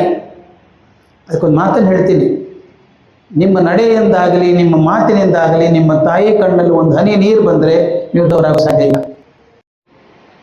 Most important. This is a beautiful country. I tell, every time I go out, I come back a better patriot. I find India is so beautiful. ಅಮೇರಿಕಾದಲ್ಲಿ ಬೆಳಗ್ಗೆ ವಾಕಿಂಗ್ ಹೋಗಿ 100 ಜನ ಬರ್ತಾರೆ, good morning, good morning, good morning, everybody says that, everybody says that. But ಯಾರೂ ಮನೆ ಕರ್ಕೊಂಡು ಹೋಗೋದು cup coffee ಕೊಡೋಲ್ಲ. ನಮ್ಮ ಭಾರತದಲ್ಲಿ ಟ್ರೈನಲ್ಲಿ ಪ್ರವಾಸ ಮಾಡ್ತಿದ್ರೆ 3 ತಾಸು ಪ್ರವಾಸ ಮಾಡಿ ಟ್ರೈನಲ್ಲಿ 4 ಪರ್ಮನೆಂಟ್ ಫ್ರೆಂಡ್ಸ್ ಬಂದ್ಬಿಡಿ, ನಮ್ಮನೇಲಿ ಇದ್ಬಿಡಿ, ಎಲ್ಲಕ್ಕೆ ಹೋಗ್ತೀರಿ, ಕರ್ಕೊಂಬರಲ್ವ ನಮ್ಮ ಜನನ. ಇದು special of India. I said this is beautiful of India. ಈ ಅಂತಃಕರಣ ಇದೆಯಲ್ಲ, you will not find in any country. I have not seen anyway. ಅಷ್ಟು ಪ್ರೀತಿ, ಅಷ್ಟು ಅಂತಃಕರಣ ಈ ದೇಶದಲ್ಲಿದೆ. Love this country. ನಾವೆಲ್ಲ ಒಡೆದು ಚೂರು ಮಾಡಿದ್ದೀವಿ ದೇಶನ. ದರಿದ್ರತನ, ಜಾತಿ ಆಧಾರದ ಮೇಲೆ, ಭಾಷೆ ಆಧಾರದ ಮೇಲೆ, ಲಿಂಗದ ಆಧಾರದ ಮೇಲೆ ಒಡೆದು ಚೂರು ಮಾಡಿದ್ದೀವಿ. ನೀವು ಗಟ್ಟಿ ಮಾಡಬೇಕು ಅದನ್ನು. What we could not do in our life, you should do it. Forget about cost. Why I like Sathya Sai ashramas is only because of that. Nobody ask you what is your cost. Swami never ask anybody is cost. ಯಾರನ್ನೂ ಕೇಳಿಲ್ಲ. ಹೀಗೆ ಜಾತಿ ಮತಗಳನ್ನು ದಾಟಿ ಮನುಷ್ಯರು ಅಂತ ಒಪ್ಕೊಳ್ಳೋದಿದೆಯಲ್ಲ, ಇದು ಭಾಳ ಮುಖ್ಯ. ನೀವು ಕಲ್ಕೋಬೇಕು, ಸೂಟ್ ಕೇಸಲ್ಲಿ ಹಾಕೋಬೇಕು ಅದನ್ನು. ಮನುಷ್ಯರು ಮುಖ್ಯ ನಾವು. And last is have faith in God, complete faith in God, absolute faith. I had a very funny experience with Swami. ಅದು ಹೇಳಿದೆ ನಾನು ಗಣಾಚಾರ್ಯ ಊಟಕ್ಕೆ ಕೂತಾಗ. ನಾನು ಒಂದು ಸಲ ಮೆಸೇಜ್ ಬಂತು ಸ್ವಾಮಿ ಕಡೆಯಿಂದ, ಪುಟ್ಪರ್ತಿಗೆ ಬರಬೇಕು, ಅತಿರುದ್ರ ಯಾಗ ಮಾಡ್ತಾ ಇದ್ದಾರೆ, ನೀವು ಮಾತಾಡಬೇಕು ಅಂತ. ನಾನು ಅವತ್ತೇ ಅಮೇರಿಕಕ್ಕೆ ಹೋಗೋದಿತ್ತು. ದಿಲ್ಲಿಯಿಂದ ಹೋಗ್ಬೇಕು ರಾತ್ರಿ 10:30ಗೆ. ಬೆಂಗಳೂರು 7 ಗಂಟೆಗೆ ಬಿಡ್ಬೇಕು ನಾನು, ಸಾಯಂಕಾಲ 7 ಗಂಟೆಗೆ. ಅವರು ಹೇಳಿದ 4 ಗಂಟೆಗೆ ಲೆಕ್ಚರು. ನನಗೆ ಆಗಲ್ಲಪ್ಪ ಅಂದೆ. We are missing a chance. As I am missing a chance ಅಂದೆ. ಮರ್ತೋಗ್ಬಿಡ್ತು. ಅವತ್ತು ಭಾನುವಾರ ಬೆಳಗ್ಗೆ ನಾನು ಪ್ಯಾಕ್ ಮಾಡ್ತಾ ಇದ್ದೀನಿ. ಸಾಯಂಕಾಲ 7 ಗಂಟೆಗೆ ನಾನು ಫ್ಲೈಟ್ ಹತ್ತಬೇಕು ಬೆಂಗಳೂರಿಂದ. 9 ಗಂಟೆಗೆ ಫೋನ್ ಬಂತು ಪುಟ್ಪರ್ತಿಯಿಂದ, I don't know what you do, Swami wants you here. ಅದೆಲ್ಲ ಗೊತ್ತಿಲ್ಲ, ಬಂದುಬಿಡ್ಬೇಕು ಅಂತ. ಹೆಂಗೆ ಬರಲ್ರಿ, ನಾನು ಏನು ತಿಪ್ಟೂರ್ಗೆ ಹೋಗೋದಿದ್ರೆ ಮರುದಿವ್ಸ ಹೋಗ್ಬೋದು, ಅಮೇರಿಕಕ್ಕೆ ಹೆಂಗೆ ಹೋಗೋದು ನಾನು, ಏನು ಗೊತ್ತಿಲ್ಲ, ಸ್ವಾಮಿ ಹೇಳಿದೆ ಬರಬೇಕು. ಆಯಿತು, ಒಂದೇ ಟಾಪಿಕ್ ಏನು ಅಲ್ಲೇ ಹೇಳೋದು ಫೋನ್ನಲ್ಲೇ, ಶಿವ ಎ ಸಿಂಬಾಲಿಕ್ ಗಾಡ್, ಅದ್ರ ಬಗ್ಗೆ ಮಾತಾಡಬೇಕು ಅಂತ. ನನ್ನ ಮಗನಿಗೆ ಹೇಳಿದೆ, ಸೂಟ್ ಕೇಸ್ ಪ್ಯಾಕ್ ಮಾಡ್ಕೊಂಡು ಹಾಕ್ಕೊಂಡ್ಬಿಡೋಣ, ನೀನು ನಡಿ ನನ್ನ ಜೊತೆಗೆ, ದಾರಿಯಲ್ಲಿ ಮಾತಾಡಬೇಡ, ನಾನು ಪ್ರಿಪೇರ್ ಮಾಡ್ಕೋಬೇಕು. ಅದೇನು ಹೇಳಬೇಕಲ್ಲ, ಅಲ್ಲಿ 75,000 ಜನ, 75,000 ಪೀಪಲ್ ಒಂದು ದಂಡಿ ಕೂತಿದ್ದಾರೆ. ಇವೆಲ್ಲ ಯಾರು ಬಂದಿರಬೇಕಾಗಿ ತಿರುದ್ರಾಗೆ. ನಾನು ಹೋದೆ, 1 ಗಂಟೆಗೆ ಮುಟ್ಟಿದೆ, ಊಟ ಮಾಡಿ ಅಂದರು. ಮೆಸೇಜ್ ಬಂತು, 4 ಗಂಟೆ ಮೀಟಿಂಗನ್ನು ಪ್ರಿಪೋನ್ ಮಾಡಿ 3 ಗಂಟೆಗೆ ಇಟ್ಟಿದ್ದಾರೆ ಅಂತ. ಸ್ವಾಮಿ ಬಂದರು, ಬಂದಲ್ಲಿ ಕೂತ್ಕೊಂಡ್ರು. ಈಗ ಪುಟ್ಪರ್ತಿ ಅಂತ ಅವ್ರು ನೋಡಿದಿರಲು ಗೊತ್ತಿಲ್ಲ, ಆ ಸಮಾಧಿ ಮಾಡಿ ಕುಲ್ವಂತ್ ಹಾಲ್ ಅಂತ ಕರೀತಾರೆ, ಅಲ್ಲೇ ಕೂತಿದ್ರು ಸ್ವಾಮಿ. ಪಕ್ಕದಲ್ಲಿ ನಾನು ನಿಂತ್ಕೊಂಡು ಮಾತಾಡಬೇಕು. ನಾನು ಹೋಗಿ ನಮಸ್ಕಾರ ಮಾಡಿದೆ. ಮಾಡಿದ ತಕ್ಷಣ ಅಮೇರಿಕಕ್ಕೆ ಹೋಗ್ಬೇಕಾ ಅಂದರು. ಹೌದು ಸ್ವಾಮಿ ಅಂದೆ. ಸೆಕೆಂಡ್ ಸೆಂಟೆನ್ಸ್, ಫ್ಲೈಟ್ ಮಿಸ್ ಆಗಲ್ಲ, ಚಿಂತೆ ಬೇಡ, ಫ್ಲೈಟ್ ಮಿಸ್ ಆಗಲ್ಲ. ನನಗೆ ಖಾತ್ರಿ ಇತ್ತು ಫ್ಲೈಟ್ ಹೋಯ್ತು ಅಂತ. ಯಾಕಂದರೆ 4 ಗಂಟೆಗೆ ಇಲ್ಲಿಬಿಟ್ಟು ನಾನು ಬೆಂಗಳೂರು ಮುಟ್ಟೋದೇ ಕಷ್ಟ, ಪುಟ್ಪರ್ತಿ ಬೆಂಗಳೂರು ಟ್ರಾಫಿಕಲ್ಲಿ ಪಾರಾಗಿ ಹೋಗೋದು. ಅವ್ರು ಹೇಳ್ತಾರೆ, ಆಗಲಿ ಸ್ವಾಮಿ ಅಂದೆ. ನೀವು ಮಾತಾಡಿ ಅಂದರು. ಹಿಂಗೆ ಪಕ್ಕದಲ್ಲಿ ಕೂತಿದ್ದಾರೆ, ನಾನು ನಿಂತಿದ್ದೀನಿ. ಮಾತಾಡುವಾಗ ಅವ್ರಿಗೆ ಇಷ್ಟ ಆದರೆ ಪಟ್ನ ಕೈ ಹಿಡ್ಕೊಡೋರು, ಹಿಂಗೆ ನಾನು ಕೈ ಹಿಡ್ಕೊಡೋದು. ನಾನು ತಿರುಗಿ ನೋಡು, ಕ್ಯಾರಿ ಆನ್ ನಾನು ಪೂರ್ತಿ 40 ನಿಮಿಷ ಮಾತಾಡಿದೆ. ಬಂದು ಕೂತ್ಕೊಂಡು ನಮಸ್ಕಾರ ಮಾಡಿದೆ. ಹಿಂಗೆ ಕೆನ್ನೆ ಜಿಗಟ್ಬಿಟ್ಟು ಒಂದು ಹೂ ಕೊಟ್ಟರು. ಬನ್ನಿ, ಅಮೇರಿಕಾ ಪ್ರವಾಸ ಚೆನ್ನಾಗಾಗುತ್ತೆ, ನೆಕ್ಸ್ಟ್ ಲೆಕ್ಚರಿಗೆ ಇರೋದು ಬೇಕಾಗಿಲ್ಲ, ನೀವು ಹೊರಡಿ ಅಂತ. ನಾನು ಕಾರಲ್ಲಿ ಹೋದರೆ ಮುಂದೆ ಒಂದು ಜೀಪ್ ಹೋಗ್ತಾಯಿತ್ತು, 4-5 ಜನ ಹುಡುಗರು. ರಸ್ತೆ ಚೆನ್ನಾಗಿರಲಿಲ್ಲ ಪುಟ್ಪರ್ತಿಯಿಂದ ಮೇನ್ ರೋಡಿಗೆ. ಅವಾಗ ಅವ್ರು ರೋಡ್ ಕ್ಲಿಯರ್ ಮಾಡ್ತಿದ್ದಾರೆ ನನಗೋಸ್ಕರ. ಕ್ಲಿಯರ್ ಮಾಡಿ ಮೇನ್ ರೋಡ್ಗೆ ಹೋಗಿ ನಾನು ಹುಡುಗರಿಗೆ ಇಳ್ಕೊಂಡು ಹೇಳಿದರು, ಸ್ವಾಮಿ ಹೇಳಿದರು ನಮಗೆ, you to reach airport fast ಅಲ್ವಾ, ಅದಕ್ಕೆ ನಾವು ರೋಡ್ ಕ್ಲಿಯರ್ ಮಾಡಿಕೊಟ್ವಿ ನಿಮಗೆಲ್ಲ ಅಂತ. ಥ್ಯಾಂಕ್ ಯು ಅಂಥೇಳಿ ಏರ್ಪೋರ್ಟ್ ಎಷ್ಟು ಟೈಮ್ ಇತ್ತು ಅಂದರೆ ಆರಾಮಾಗಿ ಏರ್ಪೋರ್ಟ್ ಕೊಟ್ಟಿದ್ದಾನೆ. ಆಮೇಲೆ ಬರೆದೆ, ಒಂದು ಆರ್ಟಿಕಲ್ ಬರೆದಿದ್ದೆ ನಾನು ಇದ್ರ ಮೇಲೆ. ನೀವೆಲ್ಲ ಯಾಕೆ ಹೇಳ್ತೀನಿ ಅಂದರೆ, ನಿಮ್ಮಲ್ಲಿ ಶ್ರದ್ಧೆ ಇದೆ, ಇನ್ನೂ ಗಟ್ಟಿ ಆಗಬೇಕು. ಶ್ರದ್ಧೆ ಶಿಕ್ಷಣದ ಲಕ್ಷಣ. ಅದು ಎಲ್ಲಿ ಶ್ರದ್ಧೆ ಇಲ್ಲವೋ ಶಿಕ್ಷಣ ಬಂದಿಲ್ಲ ಅಂತ. ನಾನೊಂದು ಲೇಖನ ಬರೆದೆ. ಬಿಳಿಗಿ ಅಂತ ಊರು, ಬಾಗಲಕೋಟೆ ಹತ್ರ ಸಣ್ಣ ಹಳ್ಳಿ, ಅಲ್ಲಿ ನಾನು ಹುಟ್ಟಿದ ಊರು. ನಮ್ಮ ಮನೆ ದೊಡ್ಡ ವಾಡೆ ಇದ್ದಂಗಿದೆ ಅದು. ನಾನು ಹೋಗಿದ್ದೆ ನಮ್ಮ ಊರಿಗೆ, ನನ್ನ 2 ಮಕ್ಕಳು, ನನ್ನ ಹೆಂಡತಿ ಕರ್ಕೊಂಡು ಹೋಗಿದ್ದು. ವಾಪಸ್ ಬರುವಾಗ ಟೈಮ್ ಆಯಿತು ಅಂಥೇಳಿ ಕಾರ್ ತಂದು ನಿಲ್ಲಿಸಿದೆ. ಡಿಕ್ಕಿಯಲ್ಲೆಲ್ಲ ಸಾಮಾನು ಹಾಕಬೇಕಲ್ಲ. ನನ್ನ 2ನೇ ಮಗ ಕಾಣಿಸ್ತಾ ಇಲ್ಲ. ಎಲ್ಲಿ ಹೋದ ಇವನು ಊರಿಗೆ ಹೋಗೋ ಹೊತ್ತಿಗೆ? ದೊಡ್ಡ ಮನೆ. ನನ್ನ ಹೆಂಡತಿಗೆ ಎಲ್ಲಿದೆ ನೋಡು, ಹುಡುಕೋಣ ಅಂತ ಹೇಳಿದೆ. ಸೂಟ್ ಕೇಸ್ ಇಡಬೇಕಲ್ಲ ಡಿಕ್ಕಿಯಲ್ಲಿ, ಎತ್ಕೊಂಡು ಬಂದೆ. ಕಣ್ಮು ಚಿತ್ರ ಬರುತ್ತೆ ನಿಮಗೆ. ಎತ್ಕೊಂಡು ಹಿಂಗೆ ಮನೆ ಹೊರಗೆ ಬಂದೆ. ದೊಡ್ಡ ಬಾಗಿಲು, ಹೊರಗಡೆ ಈ ಕಡೆ ಕಟ್ಟೆ. ನೀವು ಹಳ್ಳಿ ಮನೆಯಲ್ಲಿ ಇರ್ತಾರೆ, ಅದೇ ಕಡೆಗೆ ಕಟ್ಟೆ, ದೊಡ್ಡ ಕಲ್ಲಿನ ಕಟ್ಟೆ. ಹೊರಗೆ ಬಂದು ನೋಡ್ತೀನಿ, ನಿಂತಿದ್ದಾನೆ ಕಟ್ಟೆ ಮೇಲೆ ಇವನು. ನಾನು ಕೂತ್ಕೊಂಡು ಹೆಂಡ್ತಿಗೆ, ಹುಡುಕ್ಬೇಡ ಇಲ್ಲಿದ್ದಾನು ಅವನು, ಇಲ್ಲೇ ನಿಂತಿದ್ದಾನೆ ಬಿಡು ಬಂದೆ. ಅವನ್ನ ನೋಡಿದ ತಕ್ಷಣ ಏನು ಮಾಡಿದ, ಅಪ್ಪ ಅಂದ ಹಾರ್ಕೊಂಡ್ಬಿಟ್ಟ. 2 ವರ್ಷ ಹುಡುಗ. ನನಗೆ ಹೆದೆ ಜಲ್ದಂತು. 2 ಕೈಯಲ್ಲಿ ಸೂಟ್ ಕೇಸ್ ಇದೆ. ಅವನು ಹಾಗೆ ಹಾರ್ಕೊಂಡ ಅಂದರೆ ಮುಖ ಹೋಗಿ ಸೀದಾ ಕಟ್ಟೆಗೆ ಬಡಿತದೆ, ಪೆಟ್ಟಾಗುತ್ತೆ. 2 ಸೂಟ್ ಕೇಸ್ ಟಪ್ ಅಂತ ಬಿಟ್ಟು ತಪ್ಪು ಅಂತ ಹಿಡ್ಕೊಂಡೆ. ನಾನು ಎದೆ ಬಿಡುತ್ತೆ ಜಾಸ್ತಿ ಆಗಿತ್ತು. ಏನೋ ಹುಚ್ಚ, ಹಿಂಗೆ ಹಾರ್ಕೊಂಡ್ಬಿಟ್ಟೆಲ್ಲೋ, ಹಿಡ್ಕೊಂಡಿದ್ದೀನಿ, ಅದು ಮುಖ ಕಲ್ಲಿಗೆ ಬಡಿತಿರ್ಲಿಲ್ಲ ಅಂದೆ. He smile like a child should smile. He gave a beautiful smile and said, ನೀ ಹಿಡ್ಕೋತಿ ಅಂತ ಗೊತ್ತಿತ್ತು ಅಂದ. ನನಗೆ ಎಂಥ ಅನುಭವ ಆಯಿತು ಗೊತ್ತಾದು. ಅದನ್ನೇ ಬರೆದೆ ನಾನು. ಭಗವಂತ ಹಿಡ್ಕೊಳ್ಳೋಕೆ ರೆಡಿಯಾಗಿದ್ದಾನೆ. ನೀವು ಪೂರ್ತಿ ನಂಬಿಕೆಯಿಂದ, ಆ ಪುಟ್ಟ ಮಗು ಅಪ್ಪನ ಮೇಲೆ ಯಾವ ನಂಬಿಕೆಯಿಂದ ಹಾರ್ಕೊಳ್ತೋ ಅದೇ ನಂಬಿಕೆಯಿಂದ ನೀವು ಸ್ವಾಮಿ ಕೈಯಲ್ಲಿ ಹಾರ್ಕೊಂಡ್ರೆ ಗ್ಯಾರಂಟಿ ಬಿಡೋಲ್ಲ, ಹಿಡ್ಕೊತಾರೆ. ಆದರೆ ನಮಗೆ ನಂಬಿಕೆ ಇಲ್ವೇ, ನಮಗೆ ಚಿಂತೆ ಬೇಡ, ಹಿಡ್ಕೋತಾರ ಇಲ್ಲೋ, ಅವ್ರು ಬ್ಯುಸಿ ಇದ್ದರೆ ನೋಡದೆ ಹೋದರೆ, ಇದೆಲ್ಲ ಚಿಂತೆ ನಮ್ಮದು. ಅದು ನಾನು ಹೇಳಿದೆ, ಅವ್ರು ಬಿಡ್ಕೋತಾರೆ ಚಿಂತೆ ನಿಮ್ಮದಲ್ಲ. ಶ್ರದ್ಧೆಯಿಂದ ಹಾರ್ಕೊಳ್ಳೋದು ಒಂದೇ ನಿಮ್ಮ ಕೆಲಸ, ಹಿಡ್ಕೊಳ್ಳೋದು ಅವ್ರ ಜವಾಬ್ದಾರಿ ಮಾಡ್ತಾರೆ. ಈ ಶ್ರದ್ಧೆ ಇದೆಯಲ್ಲ, ಶಿಕ್ಷಣದ ಮೂಲ ಗುಣ ಇದು. ಶ್ರದ್ಧಾವಾನ್ ಲಭತೆ ಜ್ಞಾನಂ ಅಂತ. ಯಾರಿಗೆ ಶ್ರದ್ಧೆ ಇದೆಯೋ ಅವನಿಗೆ ಮಾತ್ರ ಜ್ಞಾನ ಸಿಗುವಂಥದ್ದು. ಅಂಥ ಜ್ಞಾನ ನಿಮಗೆ ಸಿಗ್ತಾ ಇದೆ. ಅದನ್ನು ಗಟ್ಟಿ ಮಾಡಿಕೊಳ್ಳಿ. ನಿಮ್ಮ ಶಿಕ್ಷಣದ ಜೊತೆಗೆ ಮೌಲ್ಯವನ್ನು ಮಾಡಿಕೊಂಡಾಗ your future is very very secure. Thank you so much.